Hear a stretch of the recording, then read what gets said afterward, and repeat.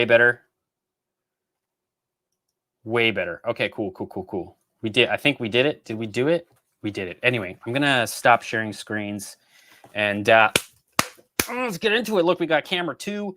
It's on Neighbor here, a Neighbor that still has a sweet ass back end that hasn't been freaking crushed. You know, made by Troy. Troy sometimes comes and hangs out on the channel, and he was the actual welder and fabricator of this original bumper that is now no more, which is too bad. Now it is no more. I should start a beer, to be honest. It's Tall Can Tuesday, for God's sakes. Delicious beer. Yeah, man. So that's Neighbor. If you guys haven't seen it before, I'm sure people have seen it before. It is using Super Scale 2020 active suspension kit. So it is using servos to basically like fake extra mass, you know. So it'll have kind of that springy Crown Victoria boatness that everybody loves so much, you know. It is completely 3D printed body, and it's been customized. And I designed the 3D bumper, the bumper here in 3D, and it's been printed using fused deposition printing. Yeah, it's pretty cool, and it burns out pretty awesomely. So, and I've got some footage of that, so we can take a peek of that maybe before we start looking into what Cletus did. What Cletus did, you know, this past weekend. I believe it was this past weekend, right? Or is it the weekend before? I can't. It's a blur, man. Work has been rough. Work has been rough. All right, I guess it's time to break out the heat gun to make it scale shit, right? Scott Diesel saying I should freaking just like heat this all up and dent it all up and do whatever. I don't know, man. I don't know. I kind of feel like Cletus loves this freaking car so much, loves this burnout Neighbor so much that he's probably gonna take a hammer and like knock it all out. It would be kind of cool if it had all of the, you know, battle wounds, you know, like they do with those missile drift cars where it like it hits the wall and somebody just, you can tell somebody took like a round ball hammer and just like from inside the trunk and spent like 6 hours knocking it all back out. It looks like a roll of crumpled up tinfoil or whatever. Yeah, that would be super cool. I'm like super looking forward to seeing what Cletus does now that he's kind of destroyed his pride and joy. I mean, it's not like he doesn't have what, like probably hundreds now of Crown Victoria chassis like just sitting around, you know, some of them, most of them smushed in the front more than the rear. But man, no comments, no more comments. What are you dudes saying? 26 of you guys watching. Welcome to Tall Can Tuesday. We're talking about Neighbor. Let's see here. Yeah, let's check this out. These photos are courtesy of Hallie at 10 Scale, you know, at 10 Scale Garage. So if you're not subscribed to Hallie, definitely check him out. He was there at the event. So he took these photos. He was there.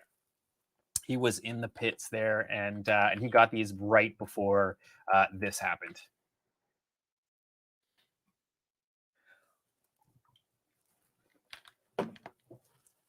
Let me rewind it. Oh, you guys can't even hear that. Now you can. Ooh. Slow-mo it, too. We can slow-mo it.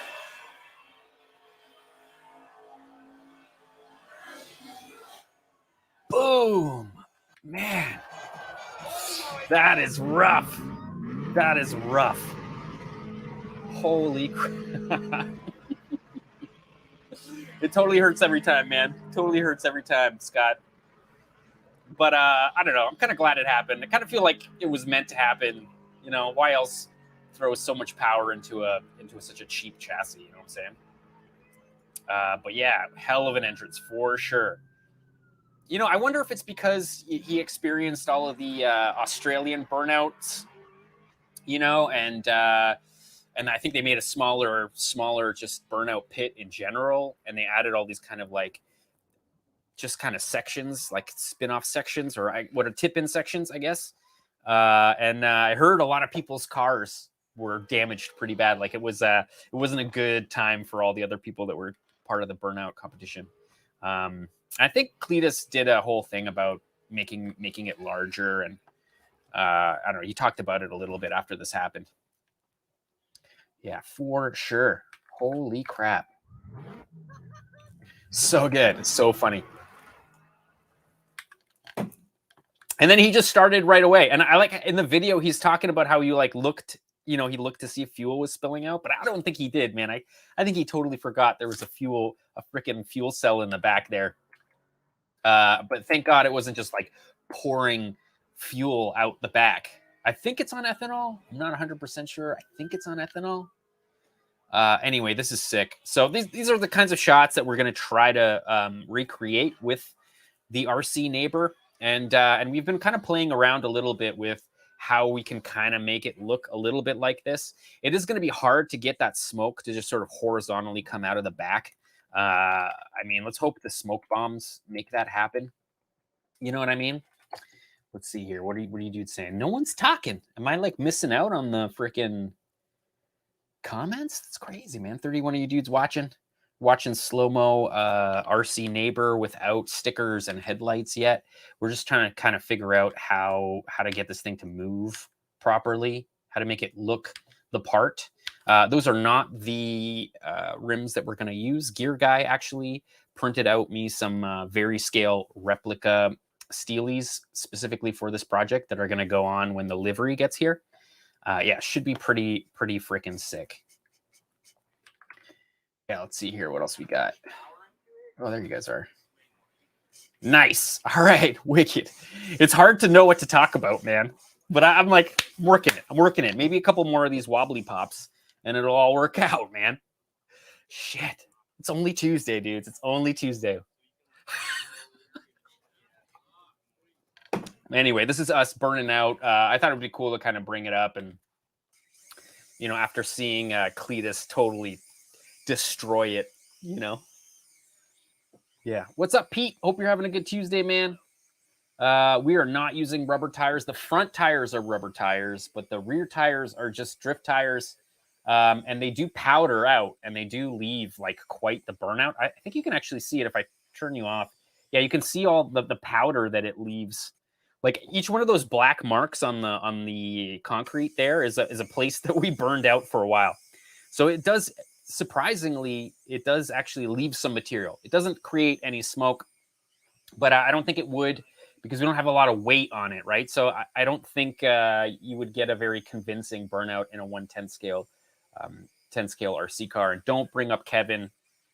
Those were 8 scale cars, and they did not look scale anything. So that dude doesn't do scale anything. So yeah, we're trying to make it. I'm trying to make a video that you know could maybe pass off as close as I can to a Cletus burnout, and we'll see if we can stitch together a whole bunch of videos to make that happen. Man, I'm starting to think maybe we should just recreate that tip in. I mean, I made those freaking jersey barriers, so we've got a whole bunch of concrete jersey barriers. Those are ready to go. If you don't know, this particular, oh, you can see it there. So we put front brakes on this RC car. It's got a front differential. This used to be a 4-wheel drive chassis. And what we're doing is we're using a servo to just sort of pull a elastic band around the front diff to just sort of lock the front wheels. It is a Secura D4, so it did come with a spool front, which is like a one-way bearing in the front. So it does let the wheels roll backwards. So if we do lock the front wheels and you turn the wheels, you can actually still get the car to kind of spin around in front lock, because the wheels can go backward. The front wheels can move backwards. But you can see here, Nash lets off the front brake, and you can see it kind of roll out, which is pretty sweet. No one's holding it. It's just like that's, you know, like that's how it worked out, which is pretty cool. What's up, RC Addicts Garage, man? Hope you're having a good Tuesday. Jalen, man, what's up, bro? Screw it, I'm gonna do it myself. I don't know what you're talking about. Yeah, I mean, we can try that. Add some brake clean to the tires and up the wheel speed with a higher RPM motor or torque. I'm not redesigning this. Like I'm, yeah, man, you do it yourself, Jalen. Go ahead, man. It's just let me know when you're like months into it, and yeah, like try it out. There's a lot of design problems that we had to kind of solve, and this was kind of the easiest way to do it. And of course, we have spots to hold rather large smoke grenades, the ones used for like duck hunting or like paintball, and that'll just pour a whole bunch of just hot, fiery smoke over those rear tires, and that might actually probably catch the thing on fire, which is kind of what we're hoping happens. Because like, let's be real, I'm building this thing for a video. I'm not building this thing for any other reason.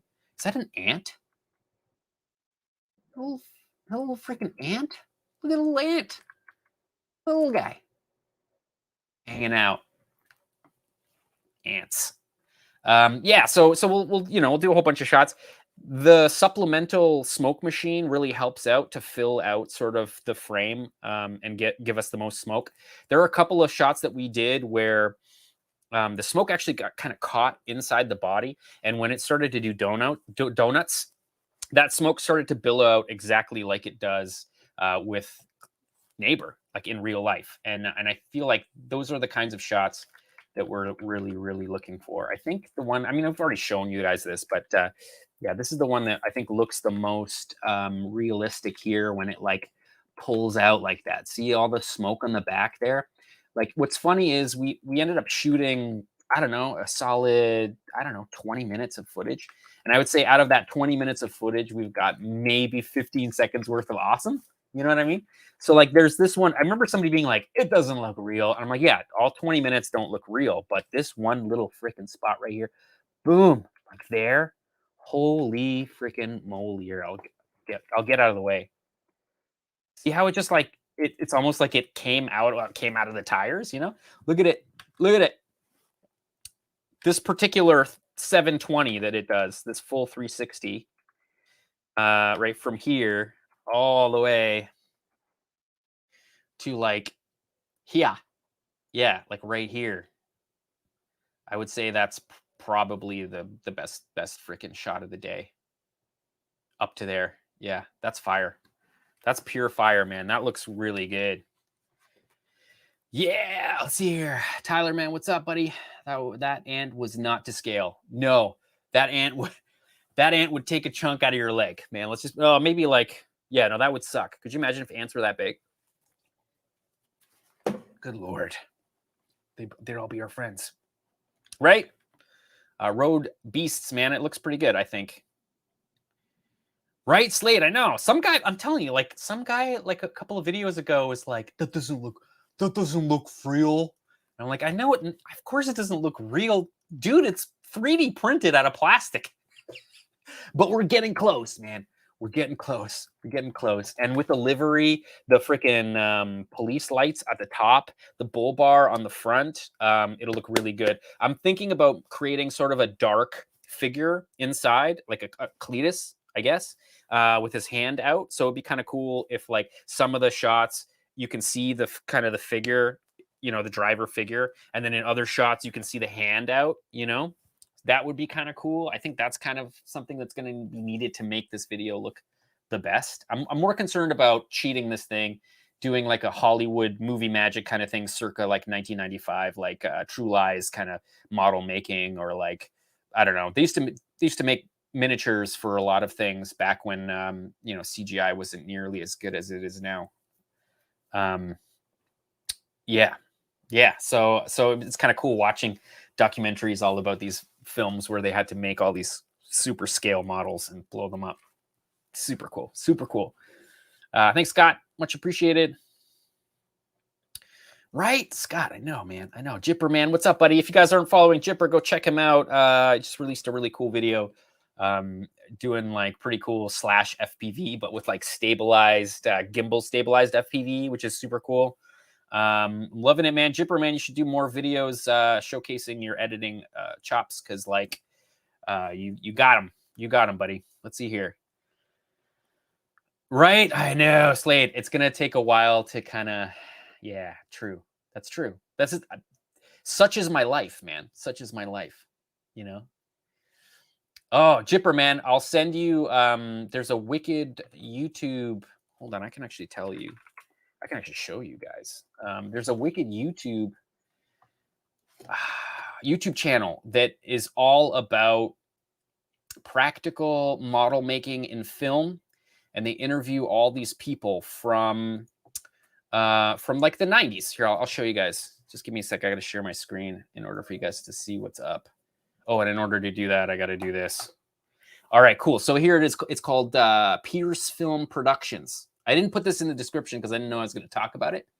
But if you dudes are like super into model making, then I would highly recommend subscribing to this. It's just got hours and hours of people talking about just making cool models for movies. Like you can see here, French Dispatch, True Lies, miniature effects. You can see, you know, the bridge that they had made, you know, when that truck kind of flips over, that's all like 1/4 scale, or I think even smaller than that, you know, from like RoboCop to like, you know, like everything, Aliens, The Abyss.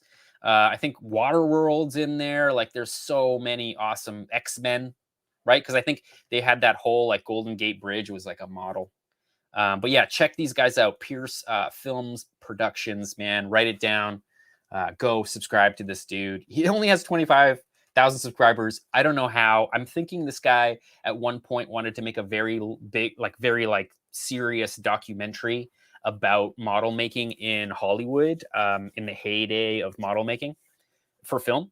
And I don't think he could get the rights for all the films. So if you ever watch any of these clips, they don't actually show the film. They're only showing pictures and like maybe a little bit of video of like them building these props and talking about these props and these, you know, models and whatever.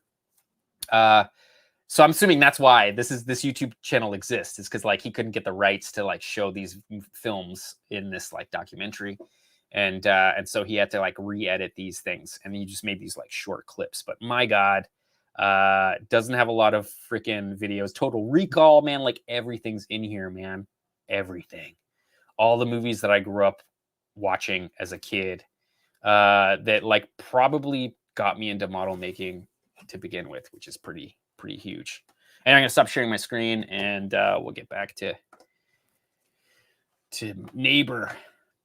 Back to Neighbor freaking burning out, man.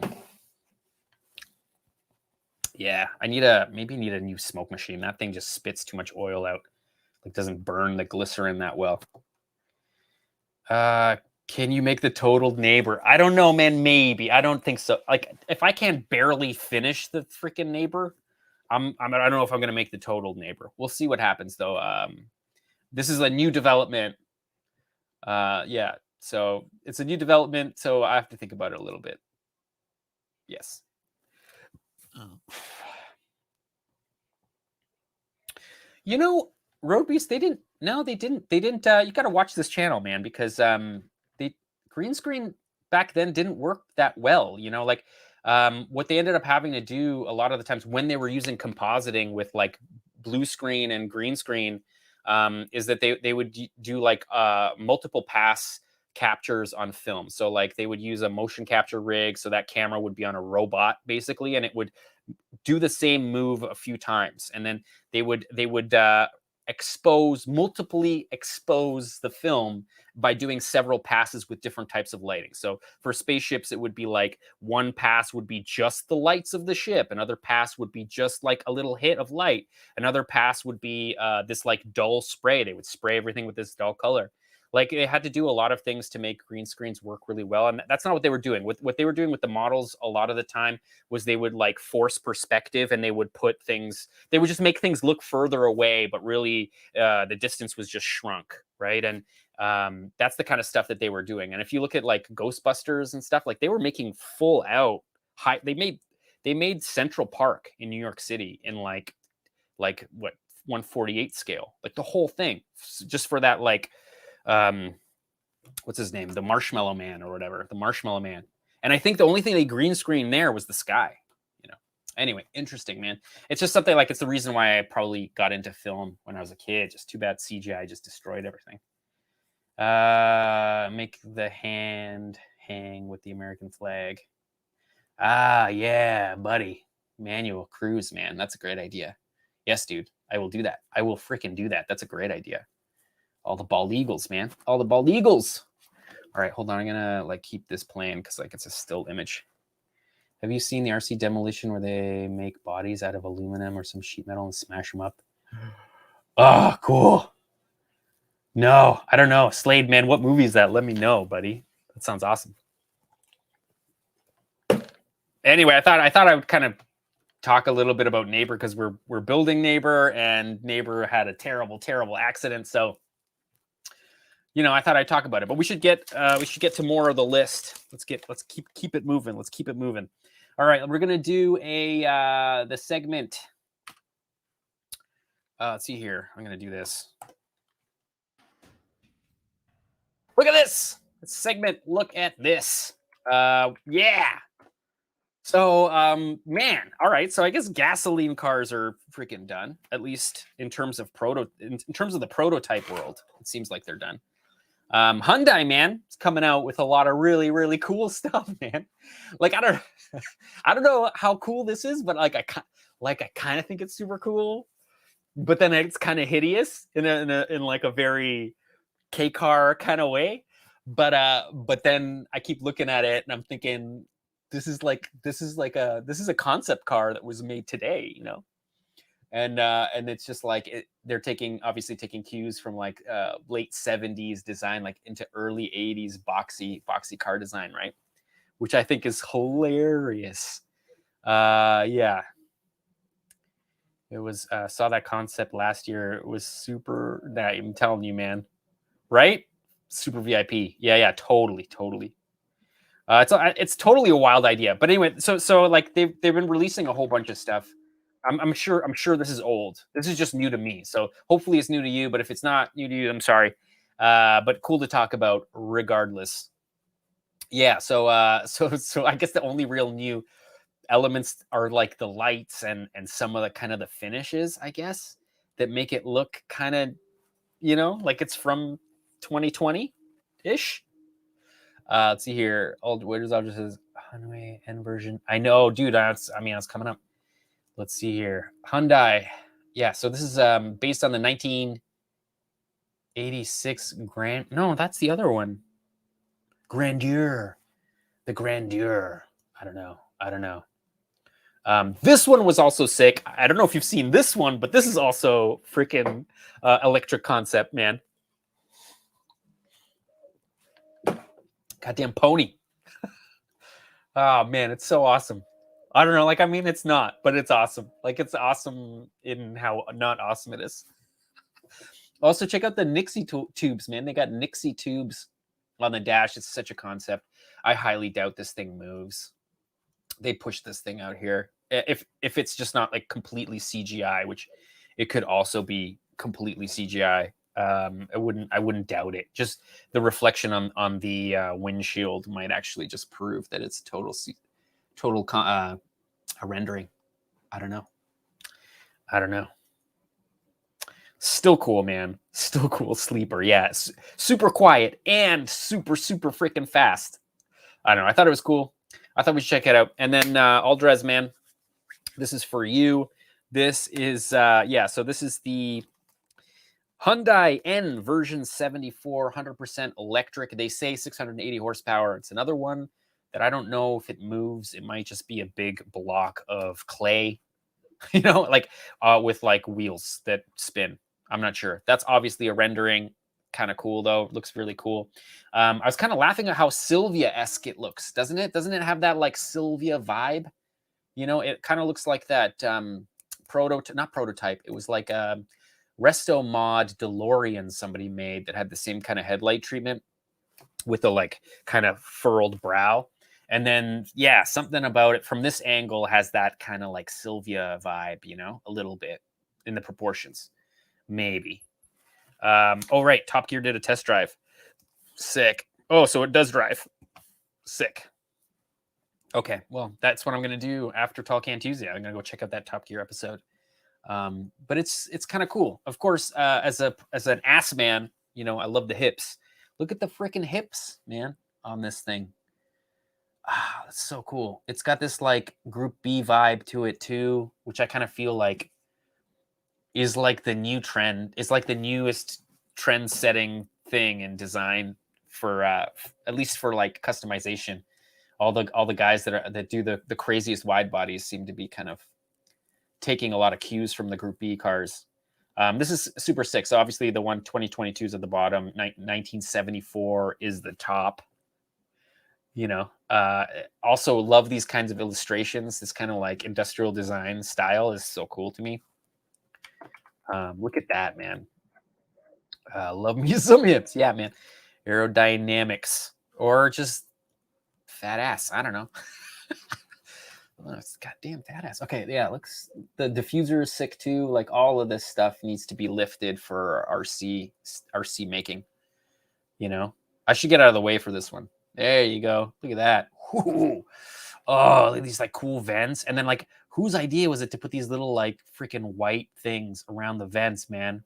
Come on, that looks so good. And then these like lines, come on. And look, the two little vertical vents there, and the freaking oh god, I love it so much. I don't know why I love like boxy things so much. Why? It looks sick though. It looks freaking sick. I'm like so into it. Yeah. Thanks. Dozens of little pixels. Thanks. Yeah, it looks pure fire. Anyway, I thought I'd bring it up. I mean, you guys have probably seen it. Sounds like it's fairly old. If Top Gear's done it already, then it's like years old. But I thought I'd bring it up because it's cool and it's inspiring. And that, you know, that's kind of the thing that I like to like just kind of hold on to and let it stew in my brain, so it can like, you know, influence other projects that I'm going to do in the future or not, or just like influence my design language. I guess, is that a thing? That's a thing.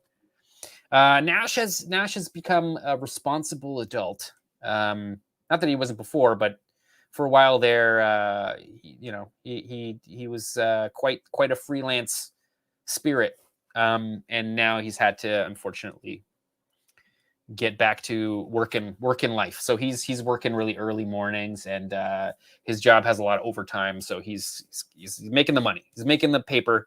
And so we wish him well, and he will be around at some point. I just probably never after 9:30. You know what I mean? Which is too freaking bad. I don't know if you're familiar with Rasta RC cars, but it might be featured as a 1-to-1. Oh, cool. Okay. Road Beast. I'll check it out for sure. Right. I see what you're saying. Okay, cool. Okay, so in terms of inspiration and inspiring work, I kind of had to show this because, yeah, I had to show this because this is something that really inspires me. And, you know, it's from the shooting to like what they're doing. And look at this shot. Just even look at this freaking shot, man. Hold on, I should turn it up a little bit, maybe. Oh, I don't know if you can hear it. Yeah, you guys can hear it. Oh, yeah, there. Yeah, freaking.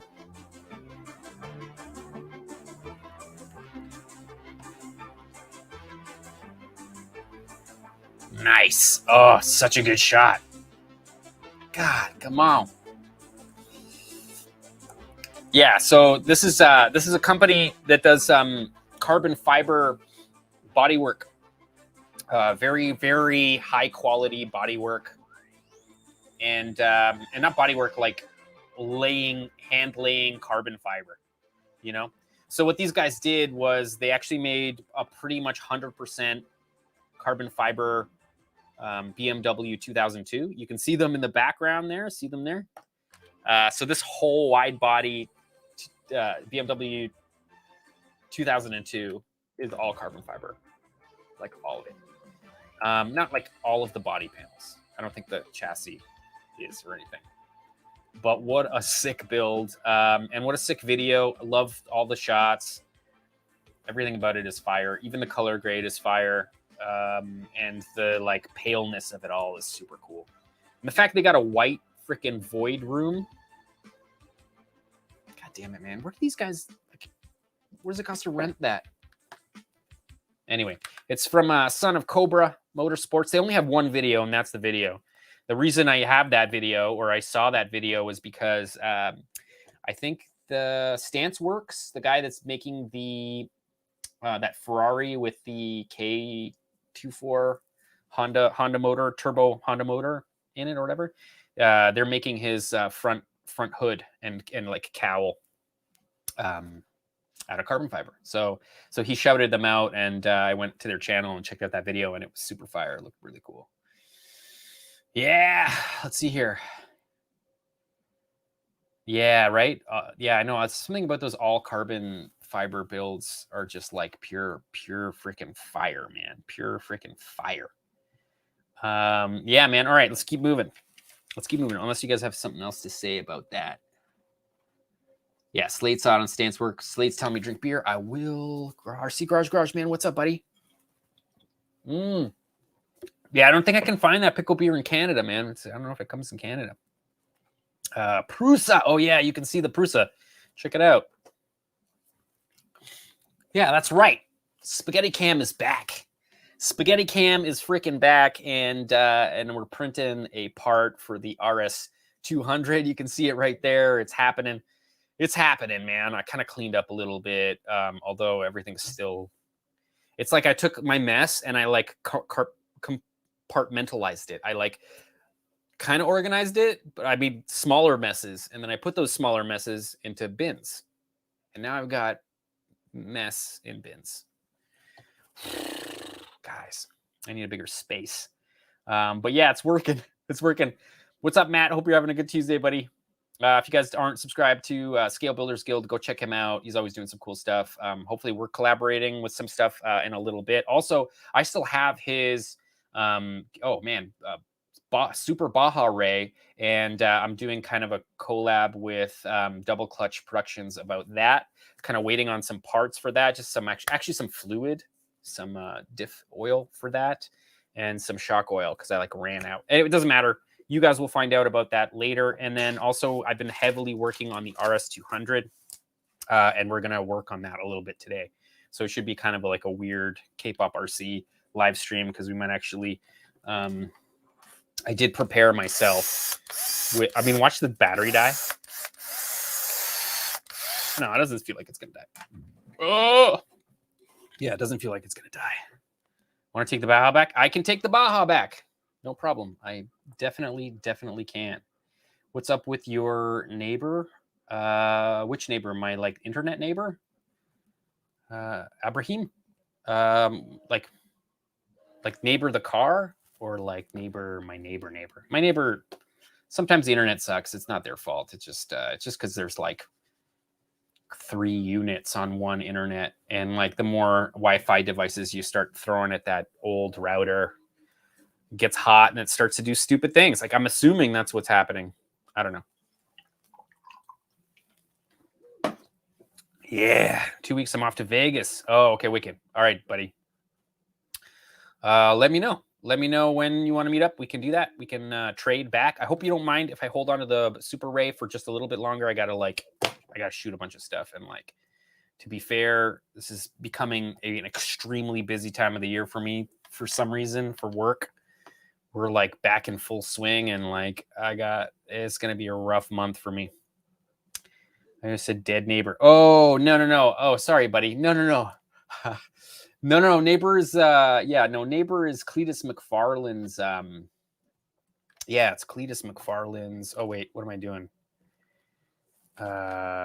It's his Crown Victoria, and it was actually given. He gave it to his neighbor Ed. And I think they were going to make it like a drag race, like for drag racing or whatever. And his neighbor passed, like unexpectedly neighbor passed. So they wanted to call, they kind of just called the car Neighbor after Ed. And they would always say, do it for Ed. And so this was Neighbor's car. And this past weekend, Cletus McFarland, boom, smashed. Absolutely smashed Neighbor. And check it out. So this is my replica. That's what happened to it. So that's what I mean by dead. That's what I mean by dead. So for those of you dudes that missed the first part of the stream, this is I think it's kind of awesome, man. I think what the most awesome part is that he ended up finishing the burnout with that damage. You know? Super cool. Hey, I can actually make this bigger. There you go. How's that? I'm gonna drink more beer. Anyway, that's right. So we got we've got a replica that we're building. So it was, let's be real, it was a very much a clickbait ploy to try to get more people to watch the stream. But you know, let's be real, I'm stuck at 50. I don't know, stuck at 50 people watching. That's pretty much as many as I can get, which is fine. It's actually kind of nice because I get to hang out with you dudes, and it becomes kind of easier to manage in terms of like, you know. Oh, I can hear Hallie. Can you? Neighbor, a little too hard.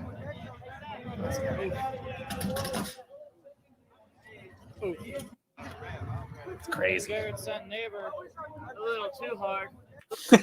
Oh, you guys can't see what I'm talking about. Yeah, that works. Wait, here. Where are we? There you go. Hallie's talking. Jeez. This is what happens, man. All about RC trucks, man. What's up, buddy? Hope you're having a good Tuesday. Man, that's a sick BMW. Buddy, that looks fire. Love the wide body on there, too. Sick. What's up, Jetwave78, man? 3:15 in the morning, man. That's pure dedication. Thanks for coming and hanging out on Talkcam Tuesday. We're just kind of like hanging out. So hopefully you make it through and like you don't pass out. Or hopefully you don't pass out at work tomorrow and you have like some kind of important job and you're like, that damn Kpop. Anyway, so this is the model of us burning it out. This is the best shot we got that whole day. It's actually kind of funny. How long is that shot, just for fun? That shot is 30 seconds long. So we got a solid 30 seconds that day of cool footage. I mean, it doesn't have the livery or the headlights, so we can't use it, but at least we know kind of how to get what we need to out of that day. So that'll be pretty fire. How did I make the Vic body? The Vic body, you can actually find it. I didn't make the Vic body, and the person I bought it from didn't make the Vic body either. What they did was, I believe this is like a video, video game rendering. So that you can actually take like sprites and like models from video games. I don't know if this was Need for Speed that this particular one came from, but it was a very poorly made 3D model because the polys were all crappy, and the thickness of the print it varies in certain sections. Like this is hollow, and this side isn't. This side has inner wheel well like lip. On the other side, it doesn't. Like, there's just a whole bunch of really weird things. And also, I had to stretch the proportions in order to fit the wheelbase because it was advertised as 1/10 scale, but it was nowhere near 1/10 scale wheelbase. And when I did scale it to have the right wheelbase, then it was too narrow. So I had to like really kind of play around with the proportions of this particular model to get it to work properly. And it just still kind of sucked. And I still had to print it in different sections. And there were some problems for sure. There were some definite problems with it. I wouldn't recommend it because it took a long time and a lot of troubleshooting to get it to print and do what I needed it to do. And I mean, it kind of worked out-ish. I mean, it kind of worked out. Like, you can kind of see how much sanding I had to do to just kind of get it to look okay.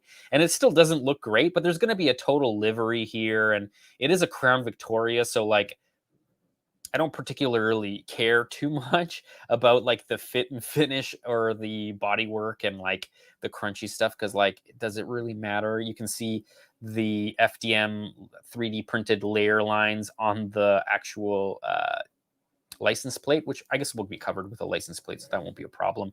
I did paint the rear lights. We're not putting lights in it. I don't think I've ever seen the brake lights ever work on Neighbor, but maybe they do. I don't know. I got the liveries all designed. It just needs to be printed, and it's actually kind of hard to find somebody that's going to print me like a 8.5 by 11 on stretchy white vinyl. I got to find somebody who can do that or whatever. Oh, Jetwave, thanks a lot, man. Yeah, that was a really good time. Go check out Scale Builders Guild video if you haven't, because he has one from his perspective of the day. So it is kind of cool to check that out for sure. Yes, let's see here. Raphael, what's up, man? Hope you're having a good Tuesday, buddy. Viva, new day job. Congratulations on your new day job, buddy. Man, I remember when I went from nights to days. What a difference. It was a bit of an adjustment, though, I have to say.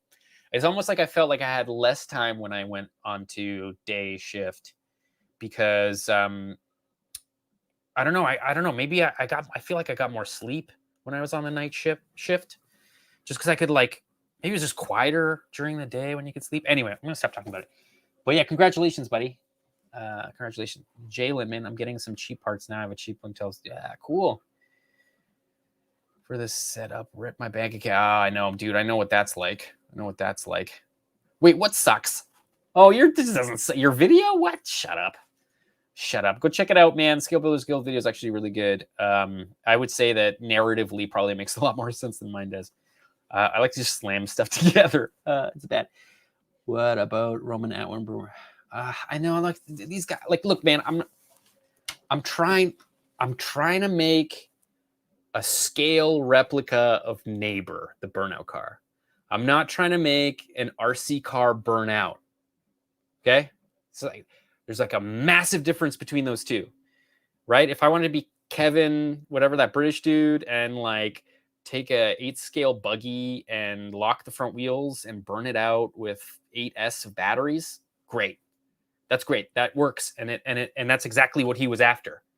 But what I'm after is to make a scale replica of the Neighbor Burnout car and to make a video that looks like a real freaking car burning out because I can't afford a Freedom Factory. You know what I mean? Like I can't afford to own these cars. I don't have the space to own real cars, really. I mean, I wish I could. I mean, I have one, but I use it as like utilitarian. It's not something I'm just like this is where I tinker and play around with stuff. And I like to think I have a lot of like very specific goals that I'm trying to achieve. And but yeah, right. I mean, well. I mean, I guess it depends. If you have kids, I guess I would be a very, very different situation. Like when I was working night shift, I was in my early 20s, right? And then it was like, it kind of worked out because you'd go and hang out you go party with your buddies and you could stay up all night pretty much. But yeah. James, man, what's up, buddy? Hope you're having a wicked Tuesday, man. Your session out, back, and oh, who cares, man? All good. Sweet. Thanks a lot, James. I'm glad to see you here, buddy. Corn Cob is a funny car. I know. I'm like, I gotta watch that whole event. I didn't buy the like streaming thing for Cletus because like I feel like that would be my whole weekend would be ruined. Like it would be ruined. That whole weekend would just be like watching this freaking thing. And I'm oh man. I mean, I've started like writing down like what I do all day, like so I can figure out where all my time goes. Cause like all of a sudden, like maybe I'm just at that age where time starts to just like move so fast. And like, I don't even know how I got stuff done like years ago where I could just get like 6 things done at once. And then like, now I'm just like, I got one thing done all day. And I'm like, how did this happen? Anyway, whatever. His last boat race was awesome. Congratulations, Cletus, for winning. I mean, I guess that's the kind of, like everybody should be envious of that dude, man. He's super hardworking, so he definitely deserves everything he's got. But like, you know, could you imagine having the freedom to just like pick up a freaking expensive race hobby? Like, could you imagine just like, oh yeah, I'm just gonna buy a freaking race jet boat tomorrow? Like what? You know, fudge. Let's see here.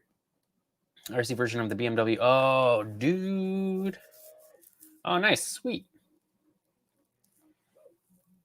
Nice. Profile pic. Okay, yeah. Profile pic. I got you. Yeah, man. That sounds awesome. All About RC Trucks is making a version of that BMW, so go check him out if you're interested. Yeah, Jetwave. I'm going to talk about that right now, actually. Right now, actually, we're printing. So I'm printing. You can see there. That's the rear half, right? It's half of the chassis. The reason it's half of the chassis is because I can't fit the whole chassis on my print surface. Like if you look there, it can barely print half of the chassis. So you know, I've been designing the RS200 to sort of be able to print on my Prusa printer, but the one that we're actually giving away, well, the one that we're actually raffling off. Hold on, I'm gonna put this over here. The one we're actually raffling off will have it won't have a carbon fiber chassis, unfortunately, dudes. I'm so sorry. It will not have a carbon fiber chassis because in order for them to water jet cut me the damn chassis, all right, it would cost $147 US per chassis. And then shipping to me is another $20. And I live in Canada, so my dollar is much weaker than your dollar. It is 72 cents US for $1 Canadian. So that chassis would, in carbon fiber, would cost me around 230 Canadian dollars, which is like just 230 freaking Canadian dollars. So that's not happening. But they do have different materials. So I got just a test one cut out of aluminum. So I got basically, hold on, I'll show you. I got basically that chassis. That chassis is going to be cut out of aluminum for $48. And I think they just cut it today. And so that should be actually sent out within the next couple of days. So it should be kind of cool. Probably the next Tall Can Tuesday. So it won't be next Monday, but the Monday after. We will have a straight up aluminum chassis on the bottom here, which should be pretty cool. So this is where I kind of left you guys off with the RS200. The RS200 is a Group B rally car. It is a very small kind of hatchy Ford. It was actually designed by an Italian car designer. It was finished and ready for the Group B rally year, but the Group B rally at that time was just like ended, and it was ended because there's a lot of deaths, and so they just kind of like canceled the whole Group B series. And so they had 200 of these, and they were like, at the time it was really hard for them to sell the 200, and now they're like impossible to find. But this is it. This is my favorite Ford. I don't think it would be kind of a Ford. I kind of put it in the Cosworth class, you know, the escorts from the UK class, not made or designed in America, but probably made and designed in the UK, I guess. In the UK. Super cool. It's got to be my favorite rally car. The front opens like a clam. It is mid-engine. The back also opens like a clam. Everything about it is super sick. What was I going to say? It is, I can't remember if it was turbo. It was turbo. Of course it was turbo. Yeah, it had turbo, and there was an intercooler on the roof. And it was mid-engine. So I did take a Sakura D5 Lite. The D5 Lite looks like this. So this is what happens when you get a D5 Lite. So when you buy a D5 Lite, this is what you get when you finish building the kit. I mean, it will probably have more of these body magnets on the front as well, but I took them off to do some measurements. But this is what it looks like. Very much a drift chassis. It is a short wheelbase version. And I ended up having to actually make the chassis longer. So I don't know if you can see that, but I had to make the wheelbase longer to fit the Tamiya M scale. The Tamiya M scale wheelbase is a little longer. They may have actually had a couple of different wheelbases under the M scale, and Tamiya probably had adjustable chassis lengths, which this obviously does not. So instead of, I don't know, I just decided to make my own chassis and 3D print it, and basically replace the whole chassis pan and these two like horizontal chassis braces with my own. So I could not only adjust the wheelbase, but I could do other things like create a pan style chassis. You know what I mean? I even put my logo in the bottom there. This is the old chassis. So this is back when I had the battery kind of slide in there, and this kind of was held in with a magnet, this little piece like that, and I would kind of hold the battery in place. But as it turned out, the spur gear was going to get in the way. So that was kind of a big problem, and I had to kind of do a whole new freaking redesign, which sucks. And then, so check this out. All right, so We're gonna go back. So this is how far I got, man. This is how far I got. You know what we're gonna do? We got another camera, and you guys can see a little better. This is how freaking far I got. All right, like I had the whole back piece, I had the whole hoop, this whole freaking part, everything. I even had the like battery figured out, how the battery was gonna go in, and then of course I printed it all out, and I'm like setting the body on. You know, the body fits in that front lip really freaking well. Everything's really cool. I did notice, however, well, not only does it not sit right, this has all been fixed already, so it has to go a little lower in the back here, but you can also kind of tell that I have the wheelbase is still a little bit too short. So what I'm printing right now is a little bit more. So I added 4.5 millimeters extra a wheelbase in the back. But then check this out. So you see the hoop of the cage right there. That hoop of the cage is in the wrong damn spot. That freaking hoop right there needs to be on the pillar, right on the freaking door.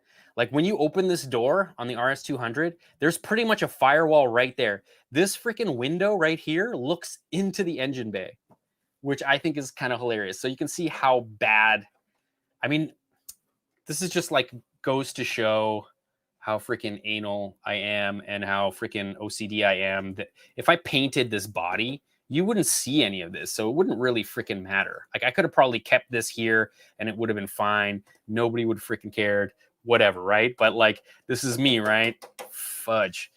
So the problem with moving this freaking hoop almost a solid inch forward is that it gets in the way of the damn battery. So the battery slides in here, right? We're trying to keep the battery kind of low profile, as far to the back as possible and low, right? And kind of away from the spur gear and all that noise back here. So it sucks that the hoop has to go kind of in the middle of this battery freaking canal. Should I call it a canal? Battery canal. Is that a thing? It's not a thing. Whatever. Doesn't matter. Yeah, so son of a bitch, right? God damn it. Anyway, so damn. Man, all right. So freaking, what is this? Like weeks of, well, not weeks, I guess. I guess I shouldn't say weeks. But it took a while, man. It took a while. Hold on, I'm trying to get it so you guys can see what the hell's going on. Let's see here. All right, so that's the original one. Okay, so this is the new one, right? So this is the new one. I didn't screw down the I didn't screw the firewall down or anything just yet, because I'm just kind of I gotta kind of replace the back end anyway, because it's 4 millimeters longer or whatever. But here you can see kind of how. Oh, Antonio, man, thanks a lot, buddy, for the $5. Much appreciated, dudes. Anything helps kind of keep me going and helps keep me, I guess, funded in plastic for the 3D printer. That would be awesome. I need another beer. Damn. Oh, the Woodhouse. All right. Got the Woodhouse going. I hope you guys are enjoying a cold beverage. Doesn't have to be alcoholic. Just some kind of cold. Keep yourself hydrated. Keep yourself hydrated a little bit. Delicious beer. Here, let's get back to here. Double Clutch, man. What's up, buddy, man? Hope you're having a freaking... right? Multicam Wizard. Oh, no. I'm trying to see you guys loving this build. I know. I don't think it was a Cosworth car, Fish. I don't know enough about it. I think maybe the engine was. I know it was a 4-cylinder turbo, so I'm assuming it was Cosworth because it's a Ford. It'd have to be, right?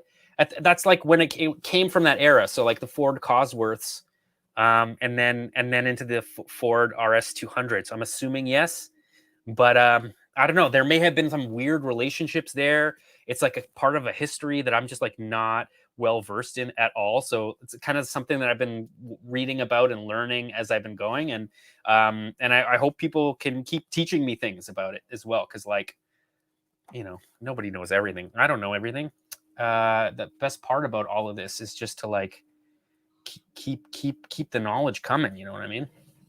Yeah, here you can see how much shorter the roof is, right? It fits much better. But I also had to kind of make the hoop angle here a little bit more narrow in order to sort of like fit properly in the in the door jamb, I guess I have to say. All right, so yeah, okay. Oh, you guys can't see anything. So there you go. See, firewall is exactly where it needs to be, and that is freaking perfect. I could probably move the hoop a little bit further that way, but I was thinking that this is actually probably in the most ideal spot to be able to see it through the windshield. I could also move this like crossbar a little bit forward as well, but I don't think I'm going to do that. I don't think that's going to change the look too much. And I think that's kind of how it is on the actual car. If you look here, this is the new battery kind of channel. So you're going to be able to slide the battery in from either side, and it'll click in. So I'm going to hold on. I'm going to share my screen so you guys can see what is up, because it's kind of sick. Like, I'm not going to lie, it's like cool. This is why I do this stuff, because it's fun. Although I'm going to get away from SketchUp, guys. I know everybody's always telling me to get away from SketchUp, and I know I'm totally with you. You need to definitely get the hell off of this program. It is a dead program. It is no longer being made better, at least the free version. I'm not paying $2,000 for this damn program. That's for sure. Anyway, so this is kind of what it looks like so far. I haven't printed out the dashboard yet. That's going to be resin printed. The motor, the engine itself is also going to be resin printed. I got to kind of figure out how to mount all this stuff. I haven't yet. I just know where it's going to go, right? So here you've got the turbo. You have the turbo outlet right there. So there's going to be turbo piping up to an intercooler up here. And then of course into the intake plenum there. So this is all going to be piping and an intercooler.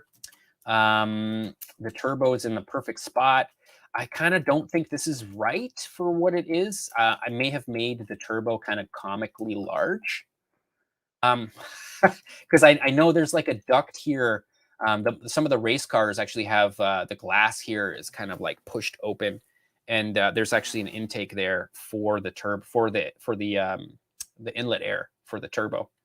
But I like, look how close this freaking turbo is to the firewall. Like that's probably not correct. No bueno. It probably should be like, I don't know, back here somewhere. I don't know. Put it back for now. Yeah, that's super sweet. Anyway, so here are all the parts that I have printed. I've been printing these things over and over and over again. This is the battery. This is what holds the battery. So this little piece right here is what holds the battery. I'm going to show you where it is on here. There. Oh, I don't know if you can see that. Can you see that? Hide. All right. Sweet. So you slide the battery in, right? And as you slide the battery in, this little piece will bend, right? It'll bend back to let the battery go through. And as the battery passes, it'll like click, and it should hold the battery in place on both sides that way. See? The other side has one too. So the battery is held between these two kind of like offset pieces. And in order to get the battery out, what you do is you just put your finger here and push this thing over, and then the battery will slide out. And there's a big hole in the bottom of the chassis, so you can actually use your finger to like push the battery out as you like hold the thing, push the battery should just fall right out. That's, I think, the simplest way I could think of to like hold the battery in place. And I'm pretty chuffed about it. I mean, let's see, because it might just like not work at all. And then, of course, I'm going to have to go back to the freaking drawing board. Super cool. Let's see here. Warren, man. Let's see here. New guy. Yeah. Sweet, man. Nice to have you here, man. Warren, hope you're having a good Tuesday, buddy. Let's see here. Nice to meet you. Sick. Cam transitions. Oh, dude, I got like other. Yeah, no, I should actually start doing the wipes. I'll show you in a second, double clutch, because it's freaking hilarious. Let's see here. Bring it. I don't know what Warren said. Cheers, bro. The suspension. Something else, bro. Oh yeah, I don't. I didn't design. Yeah, so just so you know, like, how should I put this? I don't like working too hard. So what I did was you just take a chassis that's already made, that somebody has already done all of the really hard work, like having to figure out how to like get a diff manufactured and harden gears and stuff, and like to figure all that out. That's just so far beyond my knowledge of mechanical engineering that I just like, it's just so much better to find a chassis and then take off all of the important components and just redesign the things that like make it look, that could make it look scale as shit, basically. You know what I mean? Like, why don't they do that? Why don't manufacturers do that? I don't know. Oh, Scott Diesel. So far, it's PETG. So I might change it. I might actually. I've been looking a lot, Scott. I've been looking a lot at designers who design for 3D printing to make objects that have moving components, but are all printed in one part, right? So they have a whole bunch of guys that make pliers.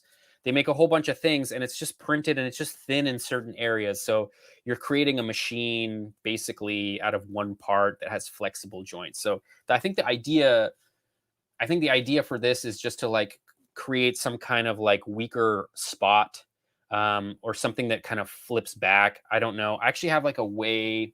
Maybe I can show you this. That was like the last version, right? That I had. I've been kind of thinking about this a lot, but every other idea I had was just like really convoluted. Oh no, I don't think I have it here. Oh no, did I like throw them out? I did. Hold up. Really? Okay, I don't think I have it. Damn. Hold on, let's see here. Where am I? There I am. Yeah, so this is the old one. You can see with the rims what it looks like.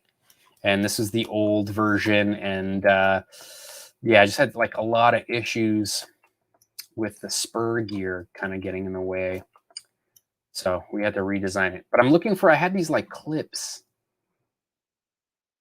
Nah.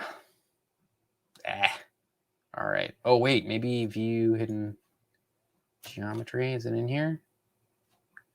No. Let's try 6. Let's see here. Slade, man, thanks a lot for mentioning. Yeah, dudes, if you guys could hit the thumbs up button, that would be freaking fire. Anyway, dudes, so check this out. So this is what I sent to SendCut. Oh, God, what's it called? SendCut. I'm like checking my history right now just because I can't remember. Cut. SendCut Send. Yeah.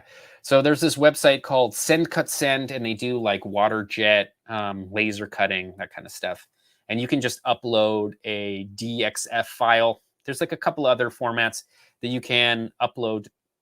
And what ends up happening is that they'll just like cut this thing out for you.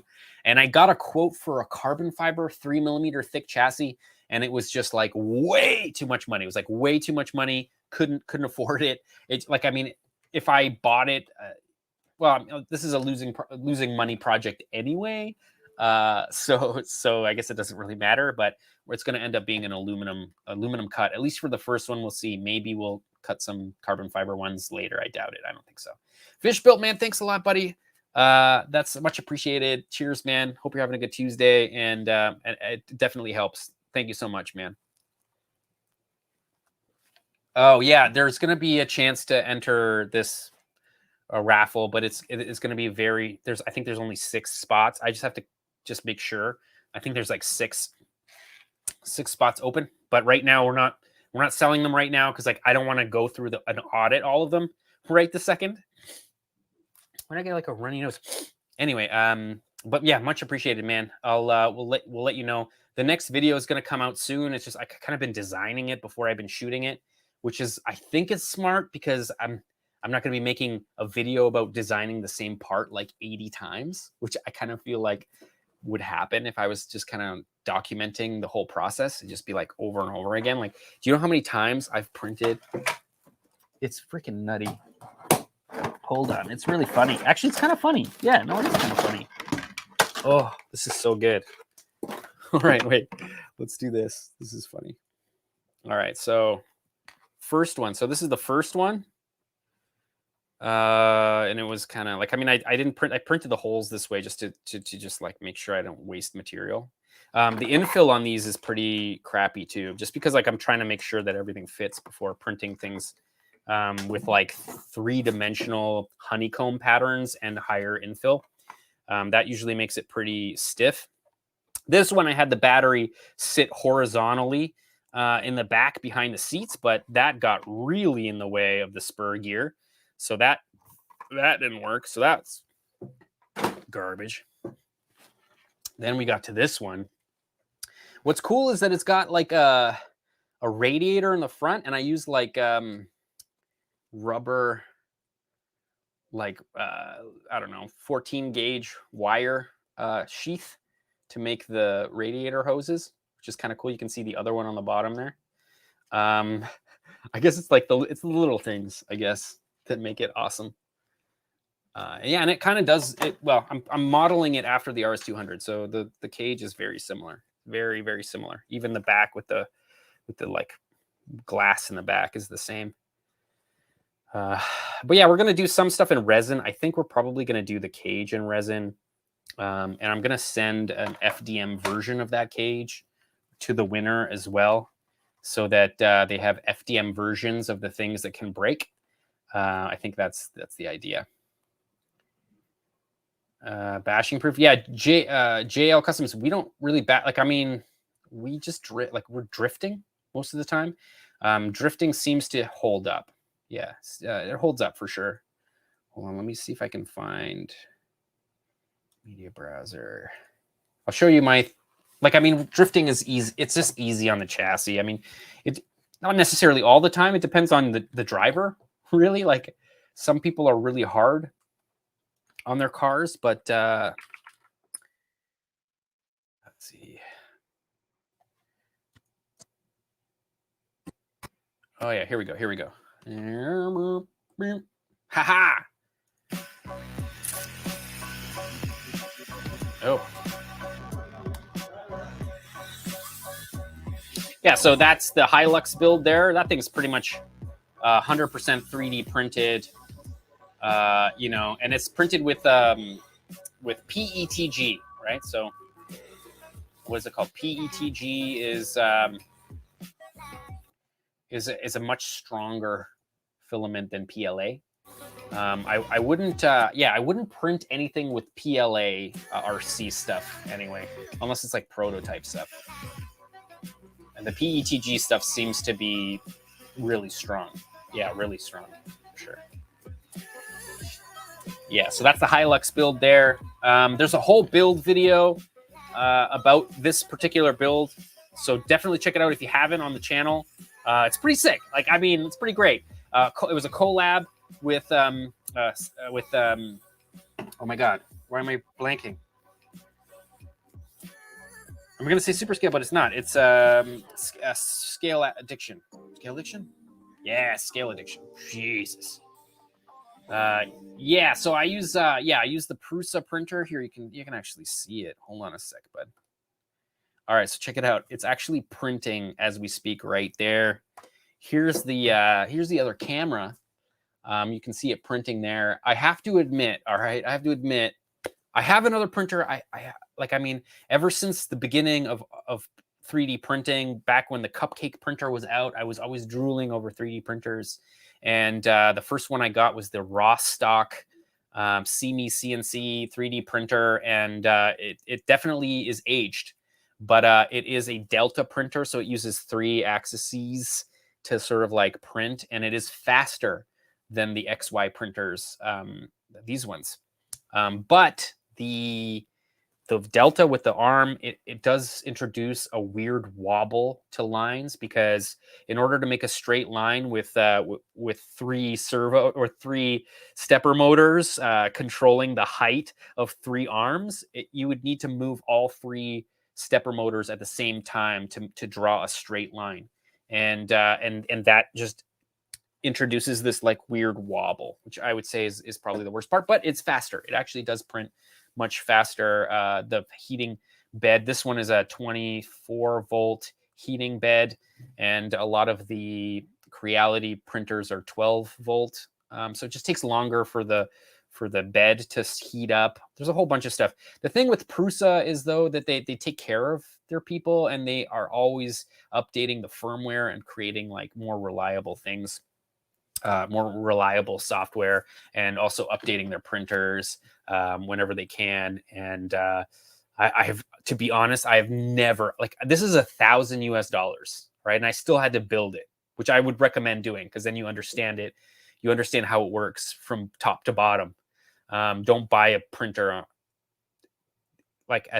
don't buy a printer unless you put it together, especially the fuse deposition. You need to know how that thing works just so you can figure it all out. The only thing I've had issues with is the linear bearings at the bottom, or the, you know, those little bearings that it came with. One of them started to sort of make a lot of noise, so I replaced them with dry bearings, these Drylin bearings. And over time, they had some play. So the bottom plate, I could take it and I could move it like a solid 1/4 inch left and right. So I replaced them with proper Japanese bearings, and now the thing's just running really great. I've had really no issues, not a lot of clogs. I've gone through 2 nozzles. Dudes, it's been printing for months, years probably already. This thing's always printing. But yeah. But like I said, this is $1,000, right? And Scott just bought an Ender 3 S1 Pro, right? Yeah, Scott Diesel, just don't use PLA and never look back. All right. So like, it might be a bit of a growing pain to get PETG to stick properly and like figure out all the temperatures and how to, you know, just figure all that stuff out. But just do it, because it's just a much better experience. The prints are like higher quality. They don't melt in the sun, that kind of stuff for sure. Okay, cool. Yeah, no, I would recommend, if you don't want to spend the money on a Prusa, definitely Ender 3 for sure, and the Pro, I'm assuming. Also, not affiliated with these guys at all. Paid full price. I have no affiliation with these guys.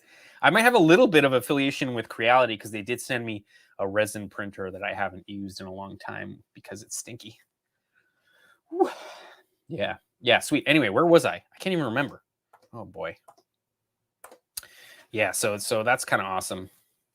Also, you know, the video kind of doesn't do anything justice, because it really does pick up like these like contrasty print lines. You don't really see those in real life, so just so you know, it does look a little bit better in person, but this is still pretty sick. And also, I've printed all of this stuff at 0.3 millimeters. So it's like the fattest print bead that I could print on that printer, because I need to print them quickly. And I'm basically printing everything on draft to make sure everything fits before then I do print it with a much smaller layer height. And it'll make for nicer looking parts. But there's no way I'm doing that until it's like the final print for sure. Oh, shoot, fish. Yeah, I don't know. What have you heard? Because I don't know how much I'm supposed to talk about it. I feel like Fish Built has some information that not a lot of people here are privy to. But if you guys watch Scale Builders Guild or Harley Designs, you will, yeah, man, you guys would probably know what's going on. There's something going on. Something going on. It involves going fast. What's up, Steve-O, man? Hope you're having a good Tuesday, buddy. Cheers to beers, bro. Yeah. Yeah, sweet. Anyway, so this is what we were talking about. I was gonna actually take all this off and put it on the new chassis today. I don't know if I should do it or not. I got a drill to do it. Should I do it? Should I do it? Yeah, there's something going on, Scott Diesel. It's gonna be good. It's gonna be good. Yeah, it's gonna be good. It's gonna be fast too. So, yeah, do it for sure. Let's see here. Thumbs up, everybody. Thanks a lot, Online Hobby Guy. Hope you're having a good Tuesday, man. Let's see here. Your collab with Scalable and is, yeah, I'm telling, well, yeah. Yeah. Yeah, it's going to be, for sure, man. It's going to be for sure. Wait, it's not going to be, yeah, it's not really collab so much as just like, we should call it more of a challenge. We should call it a challenge. There's a challenge coming. There's a challenge coming, man. It should be really good. Ha! Should be good. MK6, man, what's up, buddy? Hope you're having a freaking awesome Tuesday. Good week. Good start to the week. Boom. Yeah, man. We've just been talking about all this stuff. And then we were also talking about Cletus McFarlane's freaking, oh, well, this is the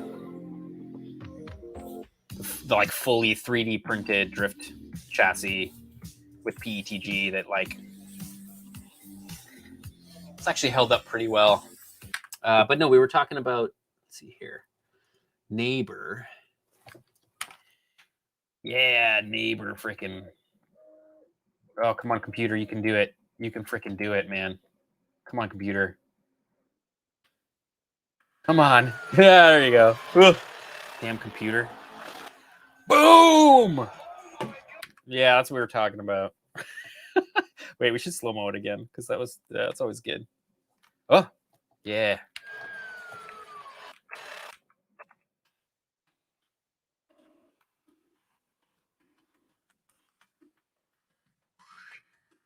Let's see. Oh, shit.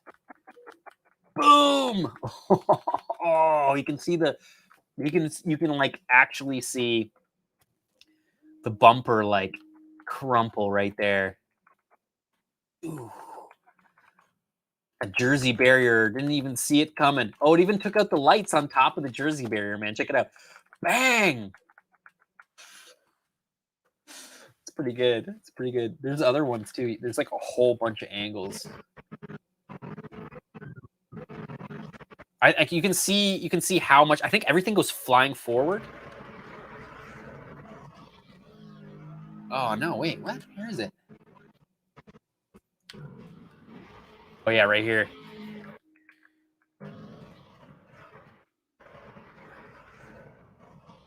Oh no! What? Or is this the first time?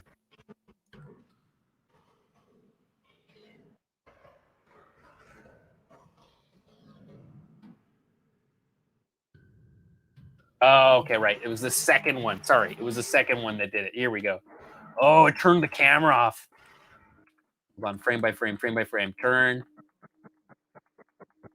Boom! Oh, you can see his head go back. Oh, shit.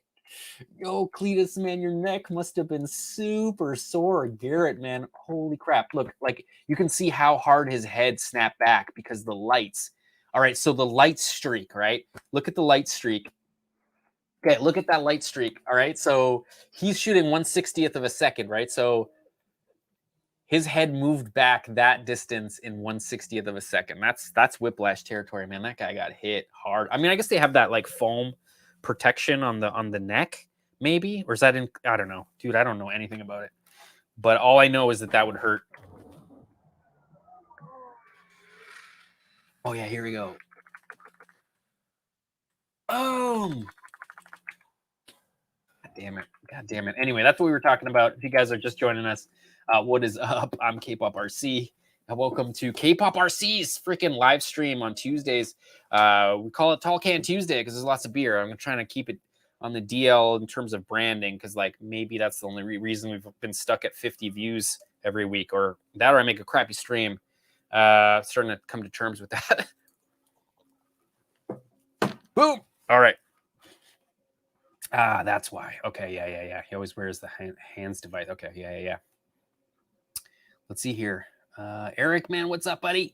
Hope you're having a good Tuesday. Yeah, okay, cool. So let's get back to the RS200 because I feel like that's cool. So the reason why I can't just like print the chassis in one piece is because it doesn't fit on my print bed. Here you can see, I know Antonio just got a larger printer that would fit this chassis. But no, I ended up sending it to SendCut. send, cut, send. Show you. All right. Oh, oops. There you go. All right, let's see here. So let's see here. Get an instant quote, right? Oh. Okay, hold on a second. I'll grab the file. I'm trying to remember where it is. I put it somewhere safe. You know, when you put something safe, you're like, I can't lose this. If I lose this, it's over, you know? Carbon cutting. There it is. Take two, DXF. Okay, cool. Here we go. All right, so this is that website. It's called Send, Cut, Send, right? It's like verifying the units here. Actually, super shout out to Gear Guy who helped me kind of convert this to DXF.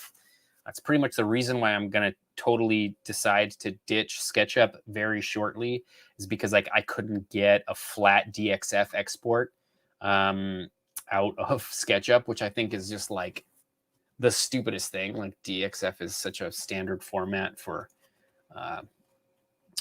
for just like any CNC milling or anything, actually, like laser cutting to, you know, whatever, anything CNC, anything. Anyway, so this is what these are the options you get. So, right. So of course I went to composites, right? And of course I went to carbon fiber, and the stock chassis is, I think, just under 3 mils. I think it's like 2.8 mils, maybe just a little bit over 3. I can't remember. So so I picked 3 here, and then I hit next, and there you go. What does that say? $160 for one of these chassis. I'm never gonna buy 10 of these chassis. No one's ever gonna buy 10 of these chassis ever. Like, no one's gonna buy one of these chassis from me. It's just like too niche. You'd have to find the right body. Just, it's so dumb, right? So that's the problem, man. 159 goddamn dollars. That's so much money. It's too much money. It's too much money. So of course, you know, I think Gear Guy was just like, well, what about aluminum? And I was like, you know, I didn't even check aluminum. If you go metals, you can go aluminum. And I went with like strong, lightweight, weldable versus our highest strength aluminum, because I didn't think it needed to be the highest strength aluminum. And then I picked like the closest to 3 mils, which is 3.2. And there you go, $39 for freaking, I think it's water jet cut. It might be laser. I'm not sure. I guess it depends on what material you're cutting. Maybe the carbon fiber one needs to be cut with, you know, water jet, and maybe that's more expensive, and maybe the laser can cut through aluminum and it's cheaper. I'm not sure. I don't know why the price difference. Maybe it's materials, right? Carbon fiber is a very expensive material. Oh, thanks, Online Hobby Guy. No, we'll figure. Rather you like support with something useful for you. You know, like this is not useful. I would much rather just print a whole bunch of aluminum ones, or cut a whole bunch of aluminum ones, if I was going to make this a kit or something. I don't even think I can, because I don't know how many of these. I don't think I could get a lot of these. So I don't know. Would that be something that I should do? Like, should I make like 3 kits you got to put together yourself, and it just comes with a D5 light, comes with all the 3D printed parts, a chassis, and a body? I don't know. I mean, that's something we could try to do. It would be an investment. Maybe we would do a pre-order. We do a pre-order, so people would have to, you know, either pay up front or do some kind of like deposit, so that, because it's like a lot of work. I'm gonna get it all working. We're gonna get one totally working. We're gonna give one away, and then we'll see what happens. But I don't know if I can find any more of these. God, I don't know. Kickstart. Nobody's gonna. RC Racing Glitch. Do you think people would? I don't know, man. People don't even want to watch my channel. Why would they want to fund a Kickstarter? You know what I mean? I'm not like.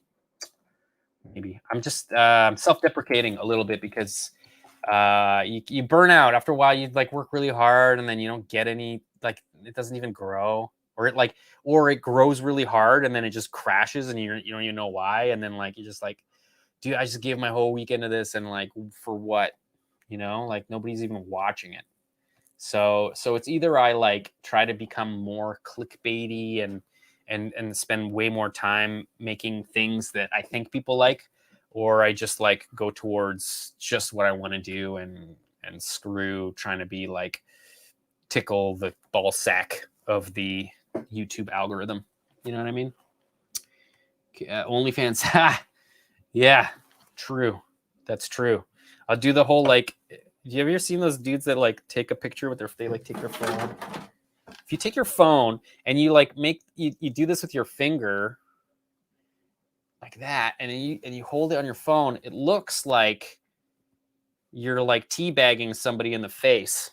Does anybody know what I'm talking about? People know what I'm talking about. I don't know if people always do it for yourself. Totally go all out. I know. I'm gonna keep watching. I'm watching.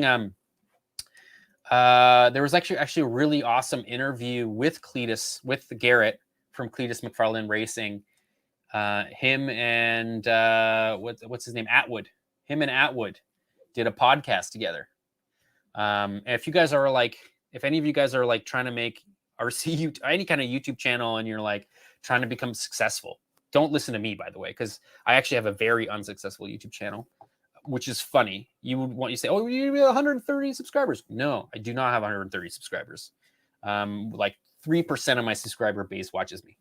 That's sad. It's really sad when you start looking at the algorithm or not the algorithm, the analytics or whatever. Anyway, watch the Cletus McFarland Atwood podcast. It's kind of a great history of how Garrett became who he is, and like what it took, and like it's actually really interesting to watch. So check it out for sure.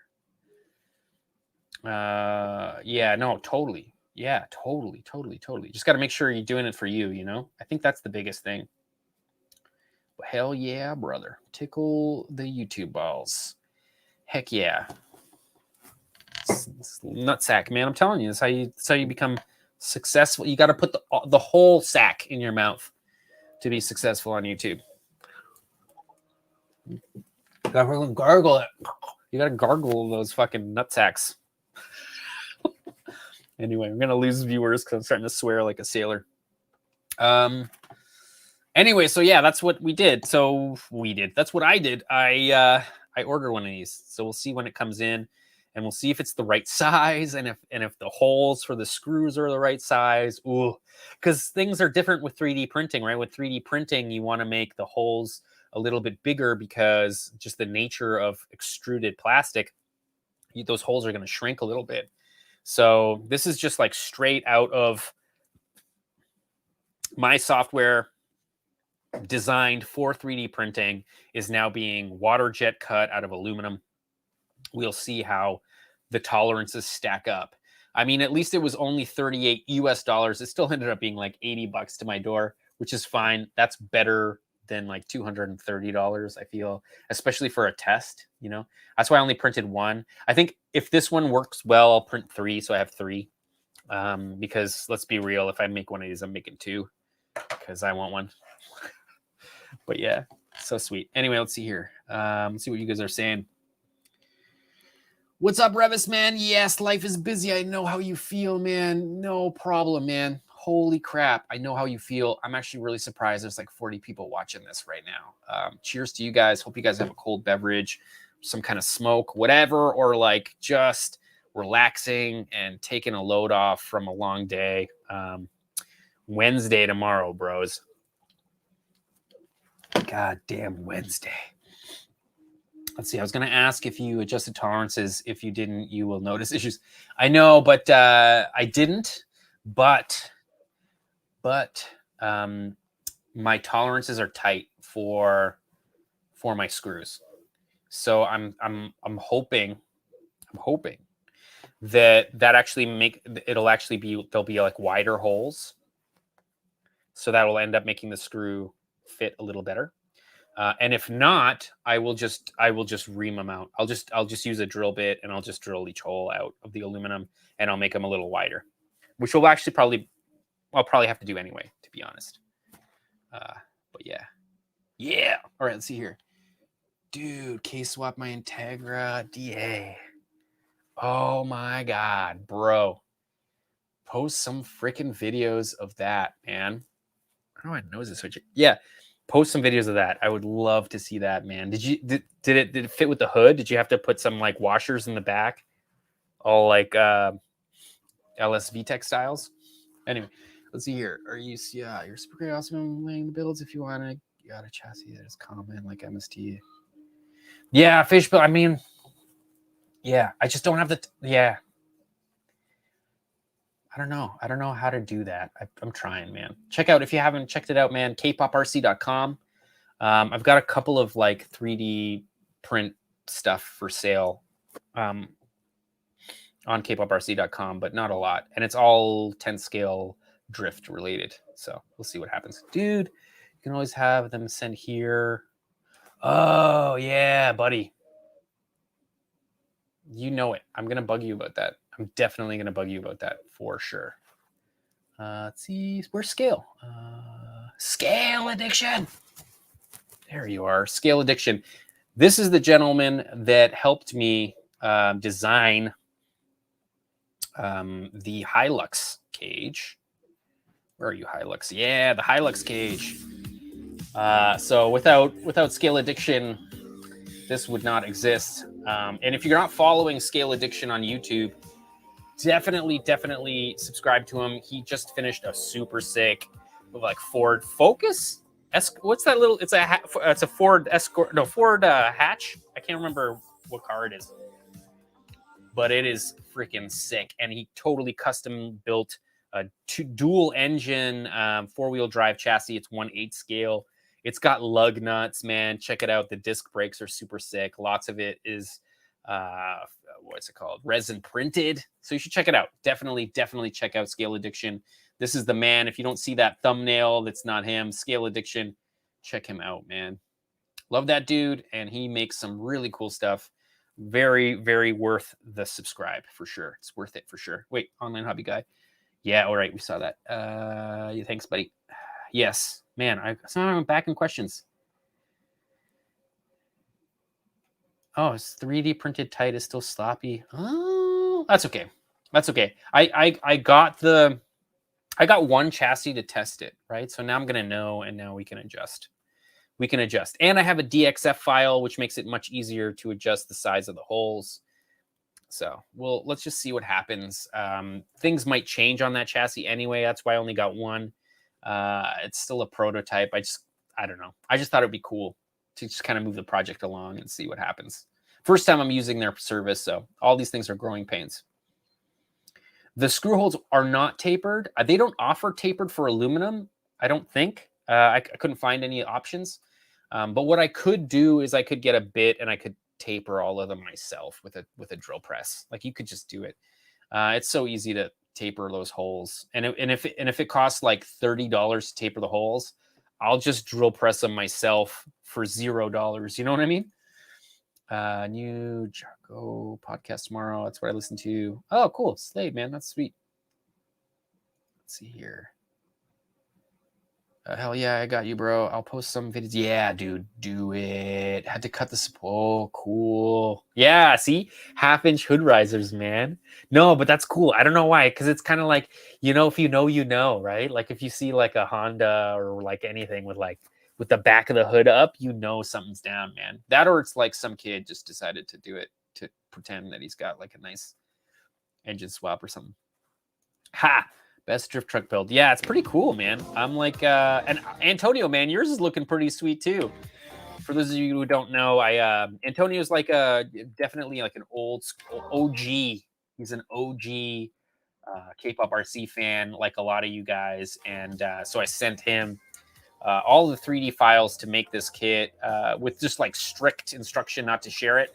And then I've also kind of shared it with a whole bunch of other people who on the channel who are like big fans that didn't end up winning one in the raffle, so they could print it themselves. And Antonio is actually printing one of these himself, and it looks cool because he's using like different colors, which is pretty sweet. No worries, Scale Addiction, man.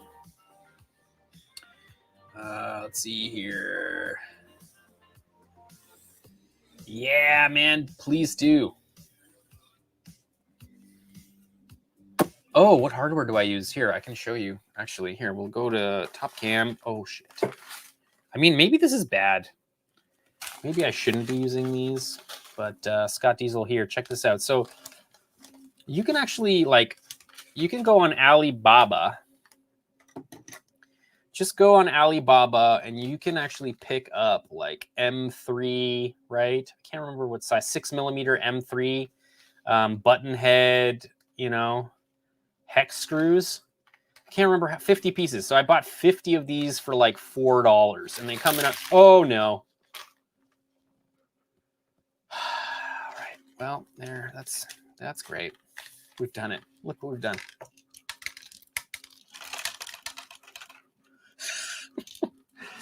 You know what I have to do now, right? Okay, hold on. Here, we'll do this.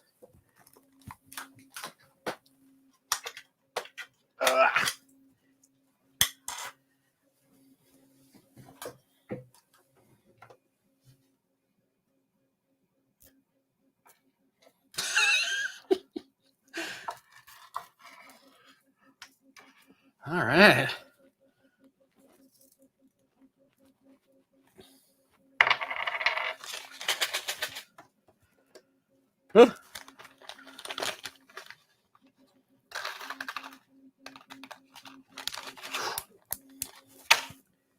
Damn. All right, we did it.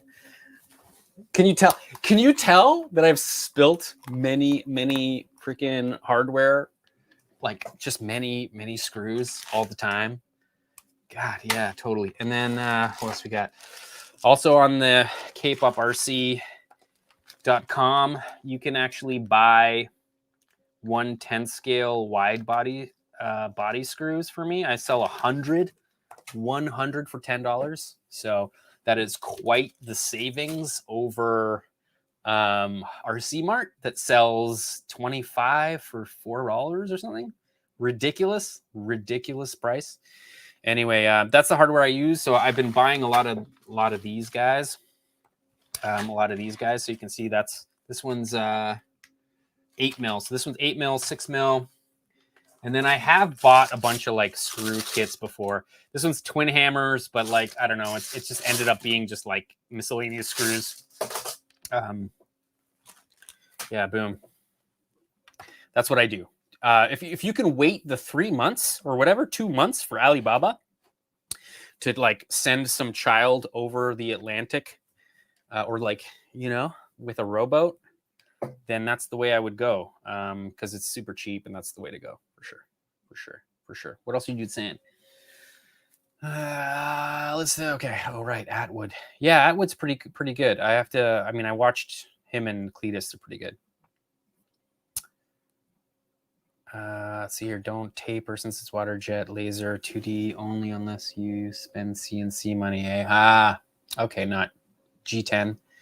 I will 100% take your advice, and it's much appreciated. So, like, if you have any other advice specifically on any of this kind of stuff, don't hesitate, man. Because, like, totally new. I was just like, let's print it, let's cut it out, whatever. We'll send it, see what happens, right? So this is just like straight up, like I'm throwing like darts at a dartboard while closing my eyes. Like, I don't know. I have no idea what to expect, but it's interesting to know. So you're saying it's going to be like a little bit too big, those screws, and yeah, I just did it to test it out, right? Like I test it out.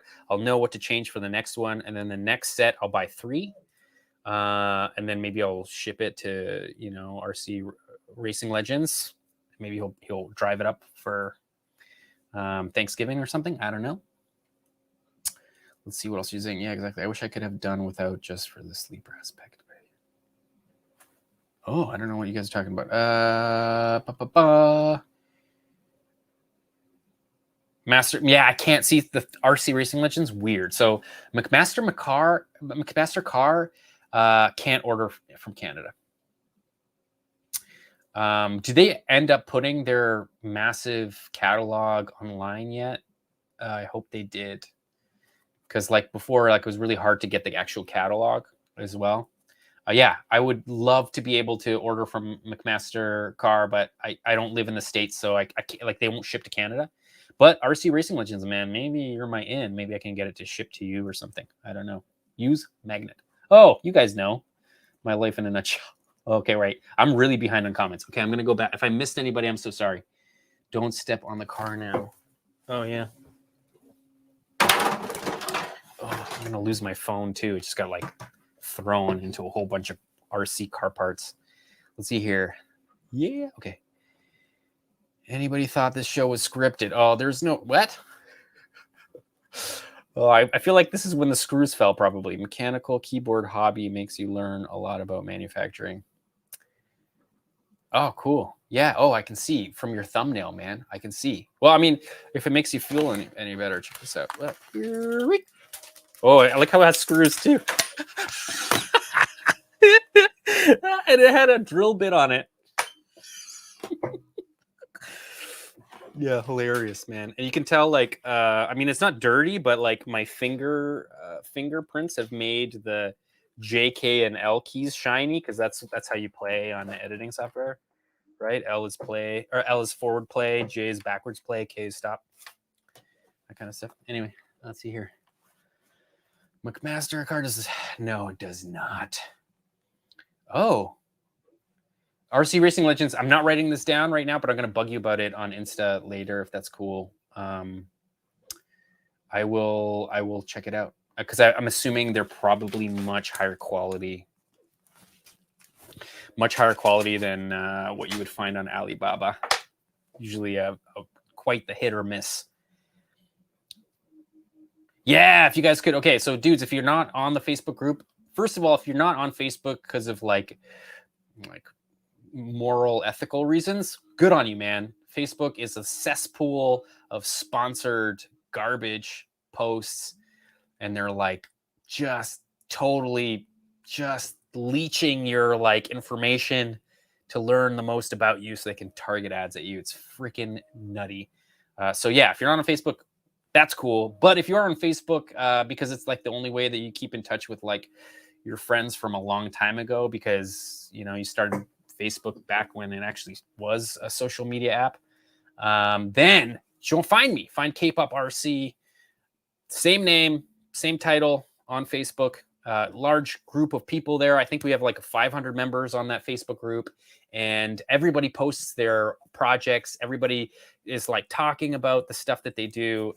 It is a great place to be here. Let's go there. How about we go there? Yeah. All right, so this is it, Kpop RC. I mean, it might look a little bit different for you because I'm the manager of this group, but like, you know, here we posted the live stream on the page there. Look, this is Guillaume here. This is William, man. Got a freaking vintage. Is it like one of those? Oh, it's a Go. Who knows what that is? But like Radio Shack Go from like maybe early 90s, mid 90s, man, maybe. So 30 freaking years old, this freaking thing. And so I was telling him, man, I was like, you know, it's time it goes brushless. You know, let's see if you can strip those gears. Oh yeah, here it says, now brushless it, you know. Here you got JP, otherwise known as Jipper. Jipper is like got a pretty wicked video up on, so check him out. Here's me like crying about how it's $160, you know, so definitely check it out. Here is Ali, man. Scale Addiction with his sick printed freaking Focus RS, I'm assuming. Look at this thing, man. It's got freaking wheel nuts. It's got like you know, huge. Looks super cool. Yeah, man. What an amazing project. That dude is awesome. Oh yeah, Mark. Oh yeah, we should talk about this. Oh God, of course. And then of course here we got Andre, aka RC Garage. He's on here a lot. And he's, you know, his builds are just like immaculate, man. Look at this freaking build. And what's cool about this build is it keeps changing, man. So this is like the newest iteration of his missile drift car.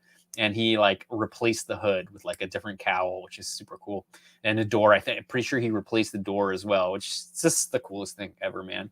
And then also, before we move on, just take a look at RC Garage's backgrounds and how much pride he takes into making sure there's nothing stupid like around his photos that will make it look dumb. You know what I mean? Like there's no like, it's not in his, you know, kitchen, on his kitchen table with like a stain or anything, like, right? It looks like a very scale as shit, just scene, very industrial. Love the brickwork Like, this is pure fire. And the fact that this is like a real lip here and the rust, it looks so good. Like, I can't even imagine how much time it took for him to do that. And look at the asphalt. Like, even the freaking, like, tarmac is the right scale of gravel. So let's keep moving around. I'm not going to stroke RC Garage's ego anymore, although it deserves to be definitely gargled. Just kidding.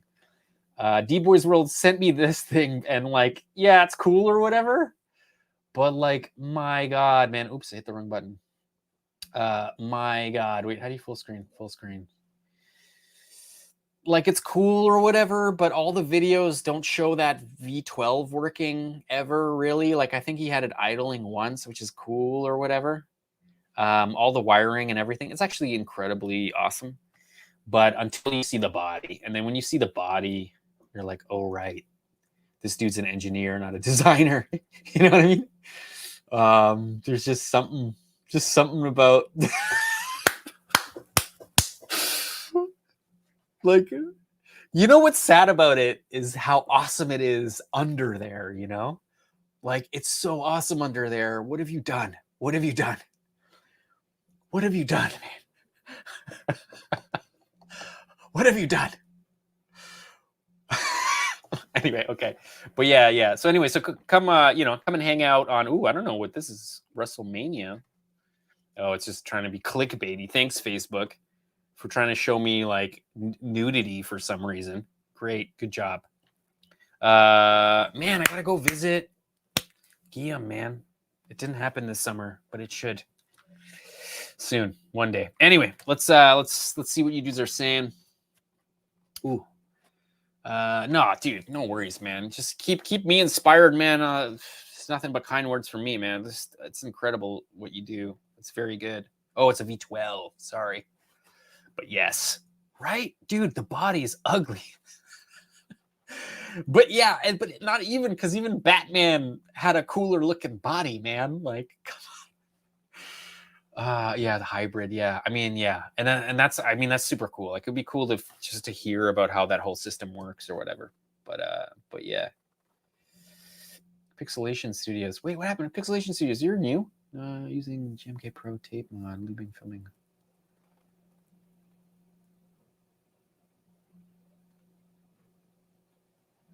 Oh, Pixelation Studios. I have no idea what you're talking about. Building one right now. Lubing switches. My hands are. Pixelation. What? What are you guys talking about? Mechanical. I see. You guys are actually building straight up mechanical keyboards, which is sweet. I mean, I have a really cheap, shitty one, and it's not really even a mechanical one, because it triggers a switch right at the top of the stroke, which no bueno. But it's okay. I like it. It's cool. It works. It works for what I need it for. I'm not like, Miniature Speed Shop, man. What's up, buddy? Hope you're having a wicked Tuesday. Cheers to beers, man. Hope, yeah.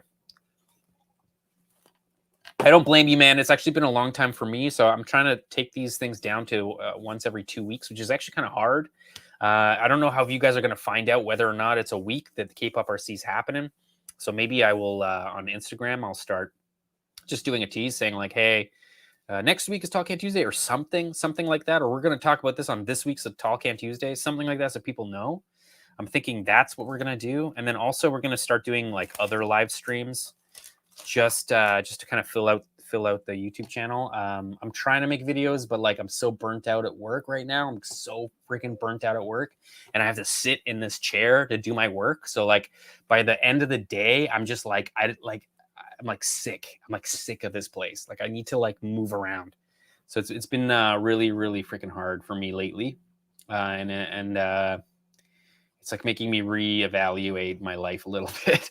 Whether or not I should just like take my pension job and shove it, or if I should just like hang on for a while and see what happens. I'm actually debating asking my boss for extended leave of absence for a few months, maybe in the spring next year. I'm going to see if I can take 2 or 3 months off without pay. And then maybe I can see what would happen with this channel if I could actually devote 40 hours a week to it. You know what I mean? Because right now I'm devoting like 12, 10, 15. If I'm editing, it's a lot. 20. All right, I know. I took from home. Yeah, man. You know what it's like. Tall cat. Oh, I mean, maybe. No, nobody's gonna do. Dude, man, I don't know. That'd be a different channel altogether. I feel. I'm thinking of like learning Fusion 360. There's another 3D software that Gear Guy put me on that I'm trying out right now. I'm trying to learn. I'm basically going to be learning a whole new CAD software. I need to get away from SketchUp because it's so awful. And we'll do that. Anyway, let's do SAS. Let's do SAS, guys, because like it's getting late. Hashtag. Scale as shirt. Oh. Wow, internet. I guess internet. Oh, internet is faster than it usually is. That's interesting. All right, let's check this out. So, dudes, if you don't know, yeah, I'm on Instagram. It's Kpop RC on Instagram. If you'd use the hashtag scale as shit, SHIT, yeah, you'll get shouted out on the Tall Can Tuesdays. It works sometimes. I feel bad for the people it doesn't work. I think maybe because there's a swear word in the hashtag, it does some weird things to certain accounts. But Hellbillies works, as you can see. There's Hellbillies, just like awesome 1/24 scale wall of awesome right there. This dude has the coolest stuff in 1/24 scale, and then also he's got his 1/10 scale Traxxas TRX. What is that thing? I can't remember what that thing is, but he's also got my LS hood poke there. So if you ever buy anything on kpoprc.com, any stickers or screws or whatever, you're pretty much guaranteed getting one of these things sent to you with your package. So just a heads up, that's what we're doing. Dogma RC, man, is making some welders. I'm thinking these are welders. Yeah, TIG welders. Yeah, man. Okay, wicked. That's kind of cool that you have a TIG welder in the back of your crawler. Although, man, is it me? Did I dream this, or do some Jeep crawler guys, like real Jeep crawler guys, carry around a whole bunch of stick welding rods, and then you can just use a jumper cable and your 12-volt battery? You might have to do 24 volts. You might have to do in series, two 12-volt batteries in series, but 24-volt batteries and jumper cables will straight up stick weld you off the trails if you break something that needs to be welded. Yeah, I heard about that the other day, and I thought it was super, super sick. T-Max. Okay, right. Learn Blender. Dude, I have Blender. But I feel like Blender is less about like it's like more about making it's not about like mechanical stuff. See, the thing that makes me so interested in Fusion, and I can't remember the one that Gear Guy sent me to, but it just allows for like a whole bunch of other amazing like maybe not plugins, because I don't even know, but like you can do moving objects. You can like create like parts that move in. I don't know. You know what?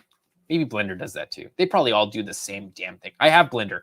I have Fusion 360. Like they're all on my system.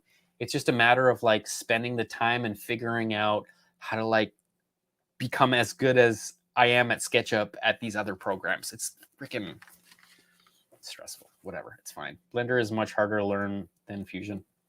Yeah, because I feel like it's a different it's meant for like ray trace. It's like meant for compositing and 3D like video work more than it is about modeling in 3D to make things. Like, isn't Blender more of a compositing program than anything else? It's all about like bringing in video and doing stabilizations or maskings and like create 3D worlds within video. Like, I don't know. I thought that was, yeah, there you go. Totally. But Blender, okay, so Miniature Speech Up saying Blender is a complete tool. And I agree, but I feel like it's swayed, the workflow is swayed very much towards rendering and video work than it is for like designing like pistons for combustion engines, for example. You know what I mean? Like it's just somebody had the idea to make a 3D program through the eyes of a video compositor, and that's Blender. And somebody had the idea to make, you know, drafting and design programs for industrial design and mechanical engineering, and they made Fusion and CAD. You know, I don't know.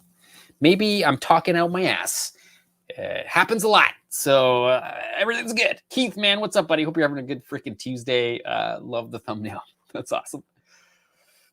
No, I'm with you. Miniature Speed Shop. Like, what would be really cool, Miniature Speed Shop, is to use Blender to capture RC drifting and be able to map and motion track the backgrounds in order to put like realistic 3-dimensional buildings and landscapes. So, like, could you imagine if you bring your RC drifting shots into Blender and you can put Japan in the background and it would like move and the sun would move and the rays of the sun would, you know what I mean? Like, that's what that program is for, and I would love to do that. Before you need to do, you'll need to use add-ons that are meant for mechanical CAD. Stick with Fusion since that's what you do. Yeah, I'm with you, man.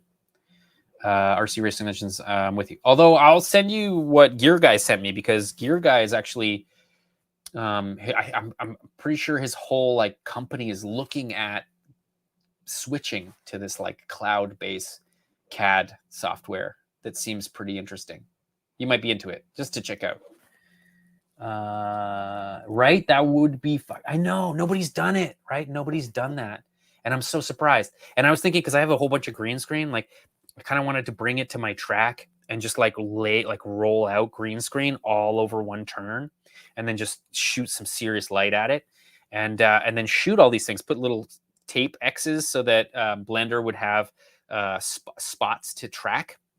Because the thing with green screen is obviously it's all green, but you need to put all these tracking markers along the curve so that Blender can understand the 3D space.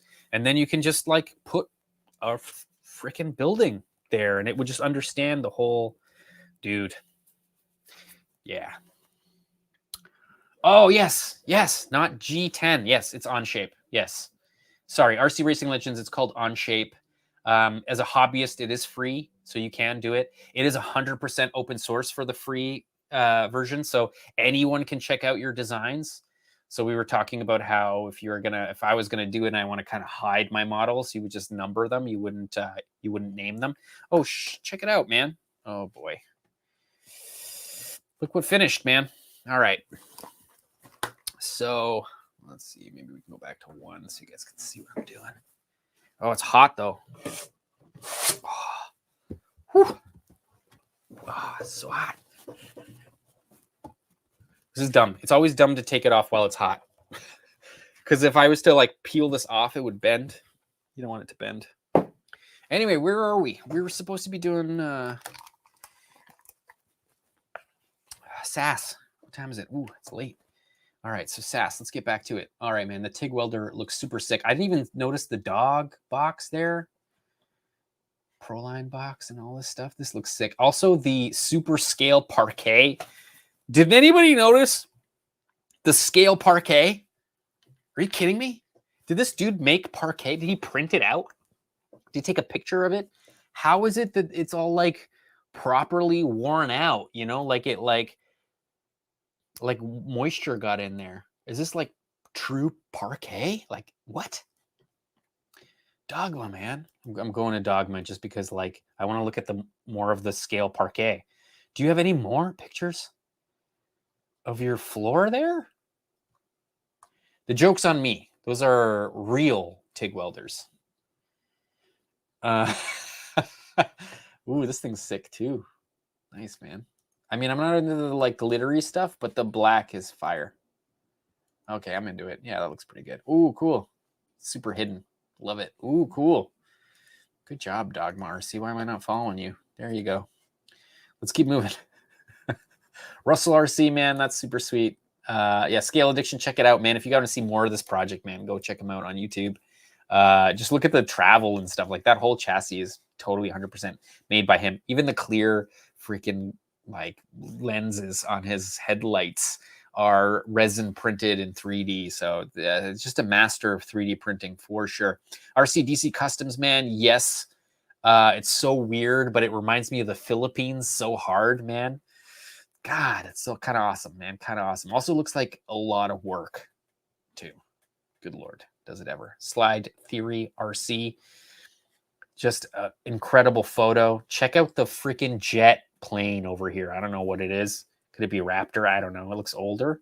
Maybe he wrote what it is. No, he didn't. That's cool.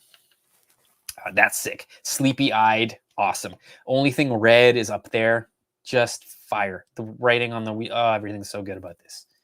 Is it weird that I just like really like simple, just like anything that's super simple is pure fire? Dude, looks good. Oh, there it is. F-22 Raptor? F-22? F-16. Thank you, guys. RC Racing Legends is like an encyclopedia of like everything awesome, man. If you guys are like, hey, RC Racing Legends, I saw this really cool thing. What is it? It's like, oh yeah, no, that's an F-16. All right. One headlight up because the other is broken, not G10. Yeah, no, you're 100% right. I don't know. I kind of also feel like maybe both are broken. You know, the dude doesn't drive at night. That would also be pretty scale as shit, right? Because if you, oh man. Anyway, whatever. Or big door ding. Ugh. God. Yes, JDM RC Drift Project. Love it. I can see more of the chassis. This dude has like the most awesome photos. They're so like just texturally full of like things to look at, you know? It's such a nice freaking I don't know. It's just something about this makes me feel at home in some weird way. Is that weird? That's kind of weird.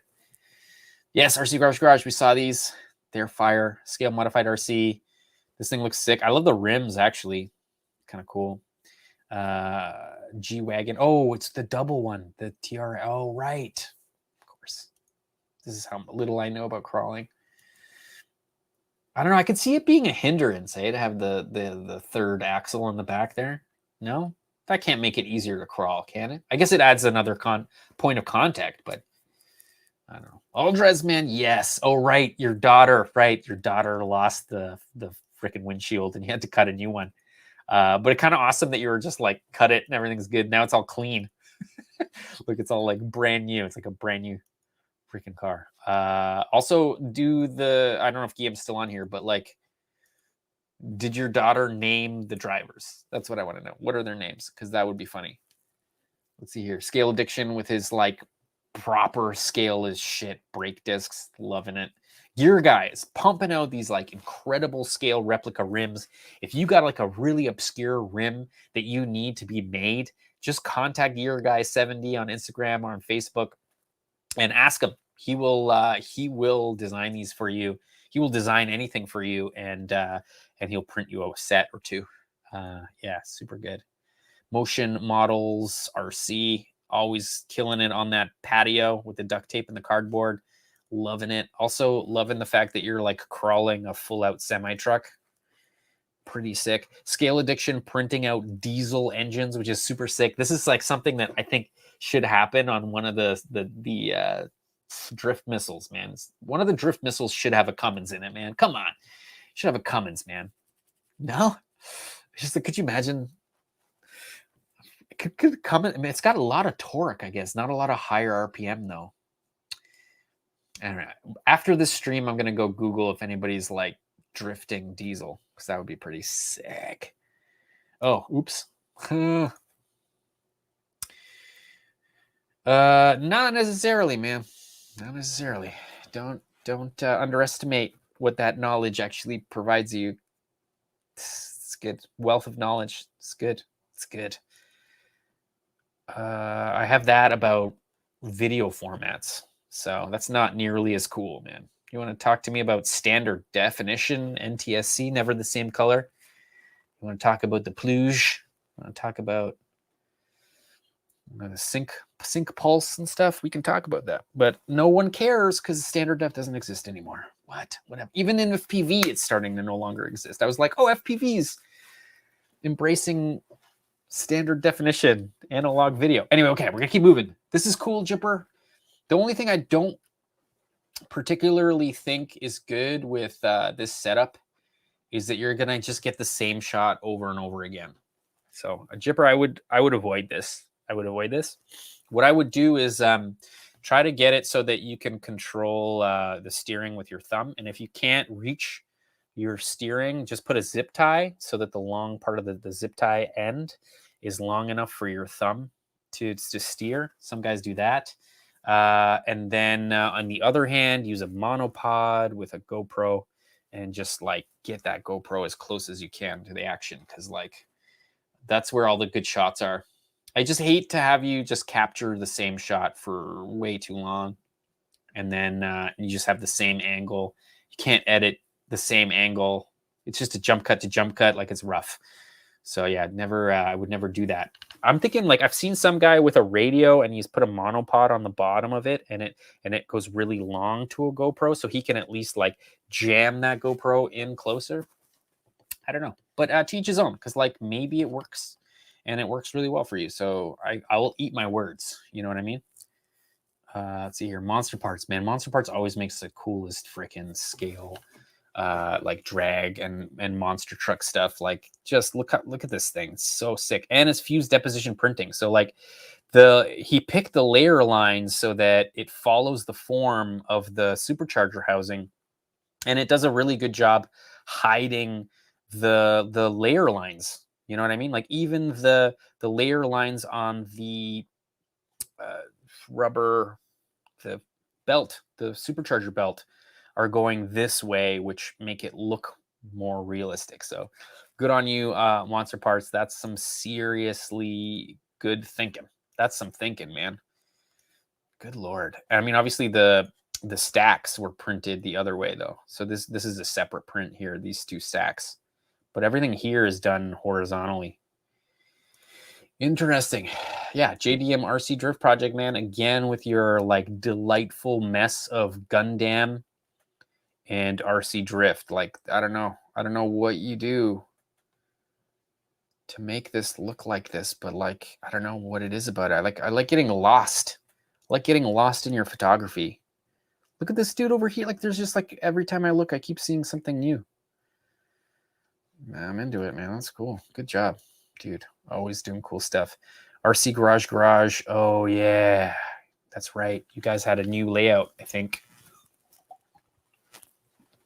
No, did you guys get a new layout? Or did you just build this, like, elevated area? I don't know, but it looks pretty freaking solid. Oh, we got to talk about a new track. We got to talk about a new track in Sweden, I think. We'll look at it after Tall Can Tuesday. It just looks super cool. Super into just like super hard contrast. So like white to black stickers. This is sick. Think of the restraint that the Slide Theory here had to like channel in order to not put a sticker on here that isn't black, right? That's freaking fire. And then the white rim in the back, black rim in the front is sick. There's only a little bit of yellow here on the front wheel. Fire. There might be a bit of blue on the back, but it looks like no, it's not. It was just the angle, I guess. Everything about this is pure fire. Even like everything about this is so sick. God damn it. Good job. Good job, buddy. Damn. The RC Arvastic. I don't know. But that looks cool. Ish. Not ish. Definitely looks super cool. I'm just trying to figure out what it is because I have no idea. RC Garage. Fire. Wait, let's go back and look at this freaking background. Oh no. What have I done? There it is. I don't know who builds your tracks, man, but they're sick. Wow, and they're welded. That's metal, man. Little tack welds and stuff.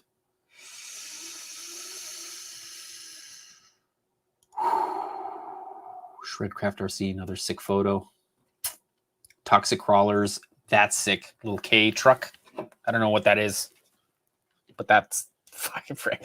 Like, it would be cool if it was bagged, right? Like, if he could jump that thing around, that would be really cool. Awesome. Awesome. Resin printing, man, is key. That looks great. Good job, Monster Parts. Good Lord. Whew. Loving it, man. Loving it. Oh, yeah. So Aldrez is building. Man, I don't think did we get to this last week? I can't remember. But this is my sticker. So if you guys want, you can buy my sticker packs on kpoprc.com. And one of the bumper stickers is my other ride is your mom. So if you want to get 10 scale, I'm actually thinking of doing a whole sticker pack of just like dirty words, you know, of like just like fun, like stupid, like gargle my nutsack, or like, you know what I mean, like eat my butt or something, you know what I mean, like just to do some stupid stuff, like chode, hashtag chode. I don't know if it would sell, but it would be pretty freaking funny. And I would think that's so funny. And he's using my scale as shit, you know, German bumper, which is perfect for this Tamiya. I think it's a Tamiya, Tamiya E30 M3. Definitely is. A good job painting this, man. This is such a hard, unless it's a Tamiya one and that's a plastic insert, in which case you're lucky. Because painting this on Lexan right here is like the worst thing without liquid mask. It's so bad. I know. I've been there. I cried. I'm pretty sure I cried. Straight up cried. Ganadors, whatever. Anyway, let's keep moving. Wait, Aldrez, you deserve. Oh, I did. Okay. Yeah, Josh, man, this thing is sick too. Oh, damn. That looks good. I'm into it. I'm not like into the trucks themselves because I feel like they're super tall. Like the distance from here to here is a bit weird, but it looks super cool, man. Paint job is super sick. The white rims are super cool. The light buckets are fire. You've got the freaking drift bumper showing, like everything about this sick ready intercooler. You got the exhaust poking out here, neon cage, everything matches. Just fire, man. Good job, dude. Good job. Good Lord. Good work. Thumbs it up. Thumbs it up. So cool. All right, so cool. Keep moving. Keep moving. Ooh, all right. See, again, with the layer limes, smart. Although I think this is injection molded or something. This is not, I don't think this is 3D printed unless it's resin. Manji Madness. Oh my God, no freaking way. Super stoked on this new 1-of-1 Kamikaze Flex chassis conversion plus chain drive conversion. Chain drive conversion, man. Oh my God, why? How loud is the chain primary reduction? Can we hear it on the track? I want to see what it sounds like. I want to see what it sounds like, man. With boost. Oh my God. It's got to have a funky sound, man. There's got to be some funkiness to it. It's got to be something weird. Oh, right. WPL has a K-van now. No way. Right. Of course they do. That's probably what that was. Just slammed.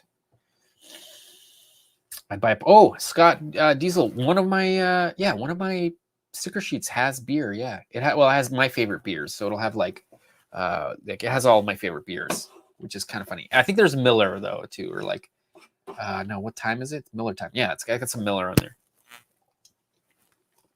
Anyway, this is crazy. How is nobody freaking just like super enamored by this? This is crazy. It also looks like it's like been CNC'd out of aluminum, the whole like chain. Why even bother putting protection, man? Who cares? Let it eat, man. Let it eat hair and dust and whatever. Wow, that's freaking cool. I need to hear this. I know. Hold on. Well, like, wow, cool. I mean, what kind of weight? Let's just talk a little bit about the weight, though. Does this offset the weight? I kind of want to know what the corner balance is like with all this extra weight on one side. That's freaking interesting. I'm liking it. This is the kind of stuff that makes me excited, man. I love this. Oh, there we go. Corner balance, 41. Okay, so that one. Oh yeah, so it is much heavier. Oh my god, it's much heavier on the left side. No? Oh, hard to tell. I don't know what I'm looking at. It's hard to see. I can't tell. I've never used one of these things, so I can't tell. I was thinking that each one of these red ones was like each side. So like this is, I can't tell. This is this one. This is that one. This is that one. This is that one. Yes. Yeah. Yeah. So 413 grams on this side. And on the other side, it's 397. Yeah. Quite the weight difference between left and right. That can't be good. That can't be good. I mean, let's be real. It's cool. Let's be cool. Yes. Oh, a whole sheet of beer labels. Okay, Scott, I'll see what happens. I don't know if anybody else would buy it, so like it might make no sense. It might not make sense for me to buy 30 or 40 stickers of beer labels if only Scott Diesel is going to buy one, you know? So it's kind of has to appeal to a bunch of other, yeah, we'll see what happens. I'll do my best, man. I'll see what happens. I gotta do a whole bunch of new sticker sheets because like they're not selling anymore. So I'm assuming anybody who would want to buy one has already bought one. This is cool. Scale modified RC. This is pretty fire. This from, oh my god, I just have like the most nostalgic just need for these kinds of Tamiya models. They don't like, they just scream childhood for me, I guess. Muff Racing, man. Love the name. You got a big nug there. Like, oh, that's cool. He's got like a dollar bill or something. Like a Hamilton up there. And it's a Hilux. So man is after my own heart. And the skeleton. Come on, this is sick. This is sick. Weed Whacker in the back is also a super awesome, really wicked touch. Yeah, I like that to tape. Oh man, everything about this is cool. I'm loving this. Where'd you get the ladder, man? That's so fire. That's so fire. Muff Racing. So good. Wait, am I following Muff Racing? Oh, I think I am. Okay. Oh, right. Yokomo came out with a new chassis, right? It's called the MD and not the YD to the MD, I think. Everyone's talking about how it's weird and I don't know. It's weird. I don't know. I haven't been reading about it at all, so I have no idea. Josh builds stuff, man. Yes. So sick. He is one of the Hilux raffle winners, and he's had it sitting around for a little bit, and he's just getting to putting it together now, which is super cool. Aldras, that NSX is fire. That looks so good. Oh, it's fire. Even all the like, you know, just like all of this is so cool. I'm like, I don't know why it's so cool. Just the texture of it, I guess. Oh, there you go. So there's Anthony's version of the Hilux. I sent him the files because he's a cool dude. And he's actually sent me a whole bunch of snacks and other goodies. So I figure, of course, I'm gonna send him the files so he can print his own. Yeah, it's a little like, I mean, I don't know if it would be my color choice with the blue with the gold, but it's but I actually kind of feel like he hasn't painted the blue yet. I think he might be, you know, he might be changing the colors up a little bit. So sweet. All right, we saw this one already. So RCDC Customs has been working on getting rid of those layer lines. Yeah. Oh, nice. We're done. Huge. That's it. That's it for scale as Shiza. Let's see here. Oh, so funny. Oh my God, I get Monday off. I can't get Monday off. Oh. I think because the Queen died, I think I get double time overtime on Monday next week. Couldn't care less. But the Queen, I mean, I'm a very sweet lady. I just couldn't care less about the monarchy just because I like they're on my money. I just like don't care, you know. But I like poor lady. It's sad that the old lady died or whatever. 96, 92. Good run, man. Holy crap, good run. Let's stop talking about the monarchy. All right. Anyway, I think we should kill it. We're at it's 12 o'clock here in Canada, up in Toronto. Thanks a lot for coming out, dudes. For coming out. Oh, wait. No, I can't kill the stream just yet. I can't kill the stream just yet. Did I not make a thing? Hold on a sec, guys. Bear with me. You guys made it this long. You may as well bear with me for a little bit longer here. I think I have... Oh, there's a couple of things I need to talk about. First of all, oh man, guys, I had so much to talk about, and I like... All right, first of all, check this out.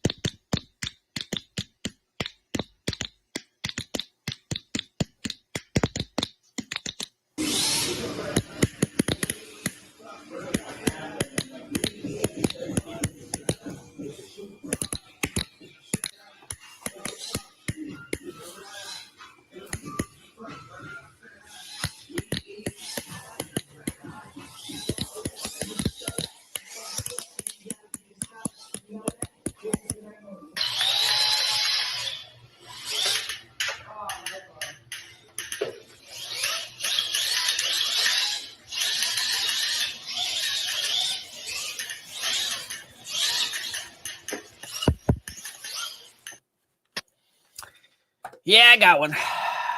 Yeah, I got one. It's coming. It's in the mail.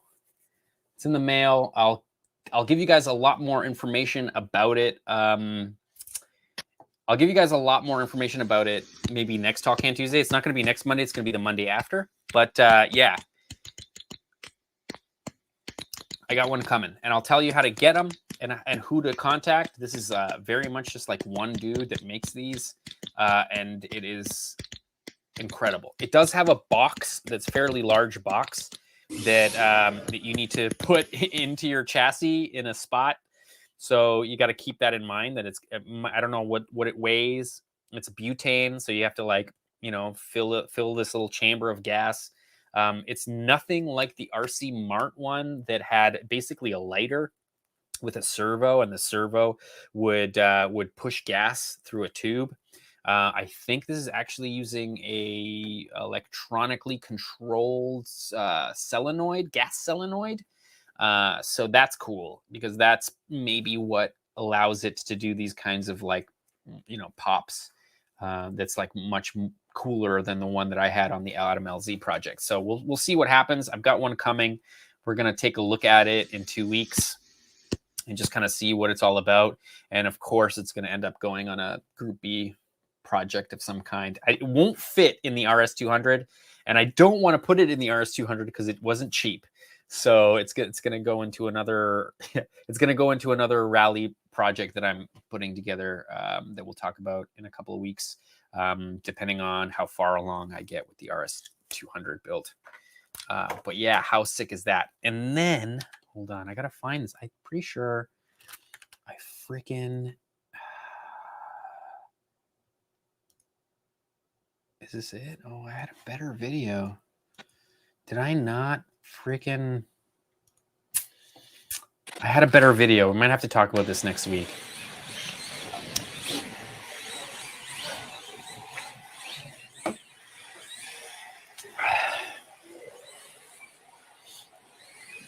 Oh, what is that?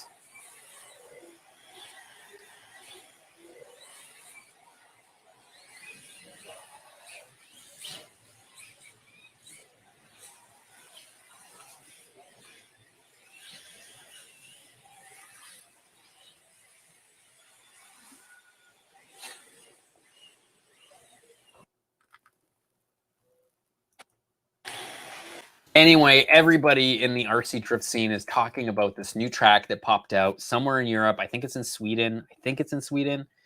Not sure exactly because like I just grabbed a couple, like one video. I think I had a couple of videos. I'm just like not looking for it. It's 12:02.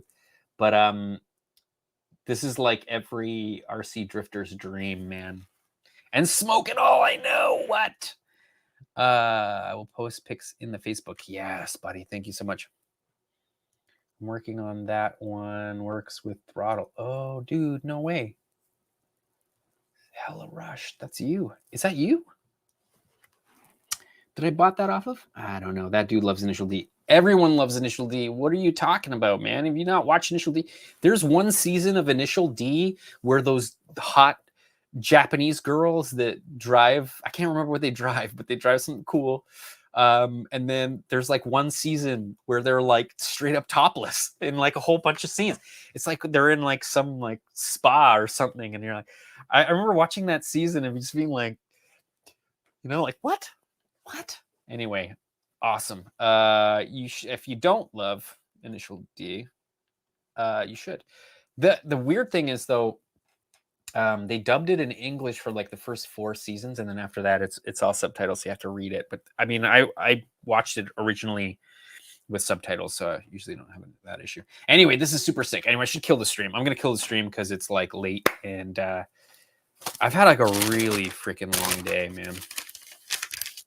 And it's just going to get kind of worse for me for the next couple weeks. So bear with me with videos and stuff. I'm like super behind on everything. And I don't know if I'm going to get caught up that quickly. So much apologies, guys. Like I've been sitting in this room for like 20 hours a day and I'm starting to hate it a lot. So like hating working in here, like working my like day job in here is like the worst thing you could do to somebody is like make them work in the place that they relax in, you know. Rough. Anyway, so cheers to beers, guys. Thanks a lot for coming and hanging out on Kpop RC's Tall Can Tuesday. No Tall Can Tuesday next week, but the week after. So I'm gonna try to make you guys aware that that's happening, so that it's not like a surprise. I don't know how I'm gonna do that, but we'll figure it out. We'll figure it out. But cheers to beers, boys. Thanks for coming and hanging out. We'll take a look at more of that track in 2 weeks' time. Cheers to beers, bros. Have a good night. Ciao.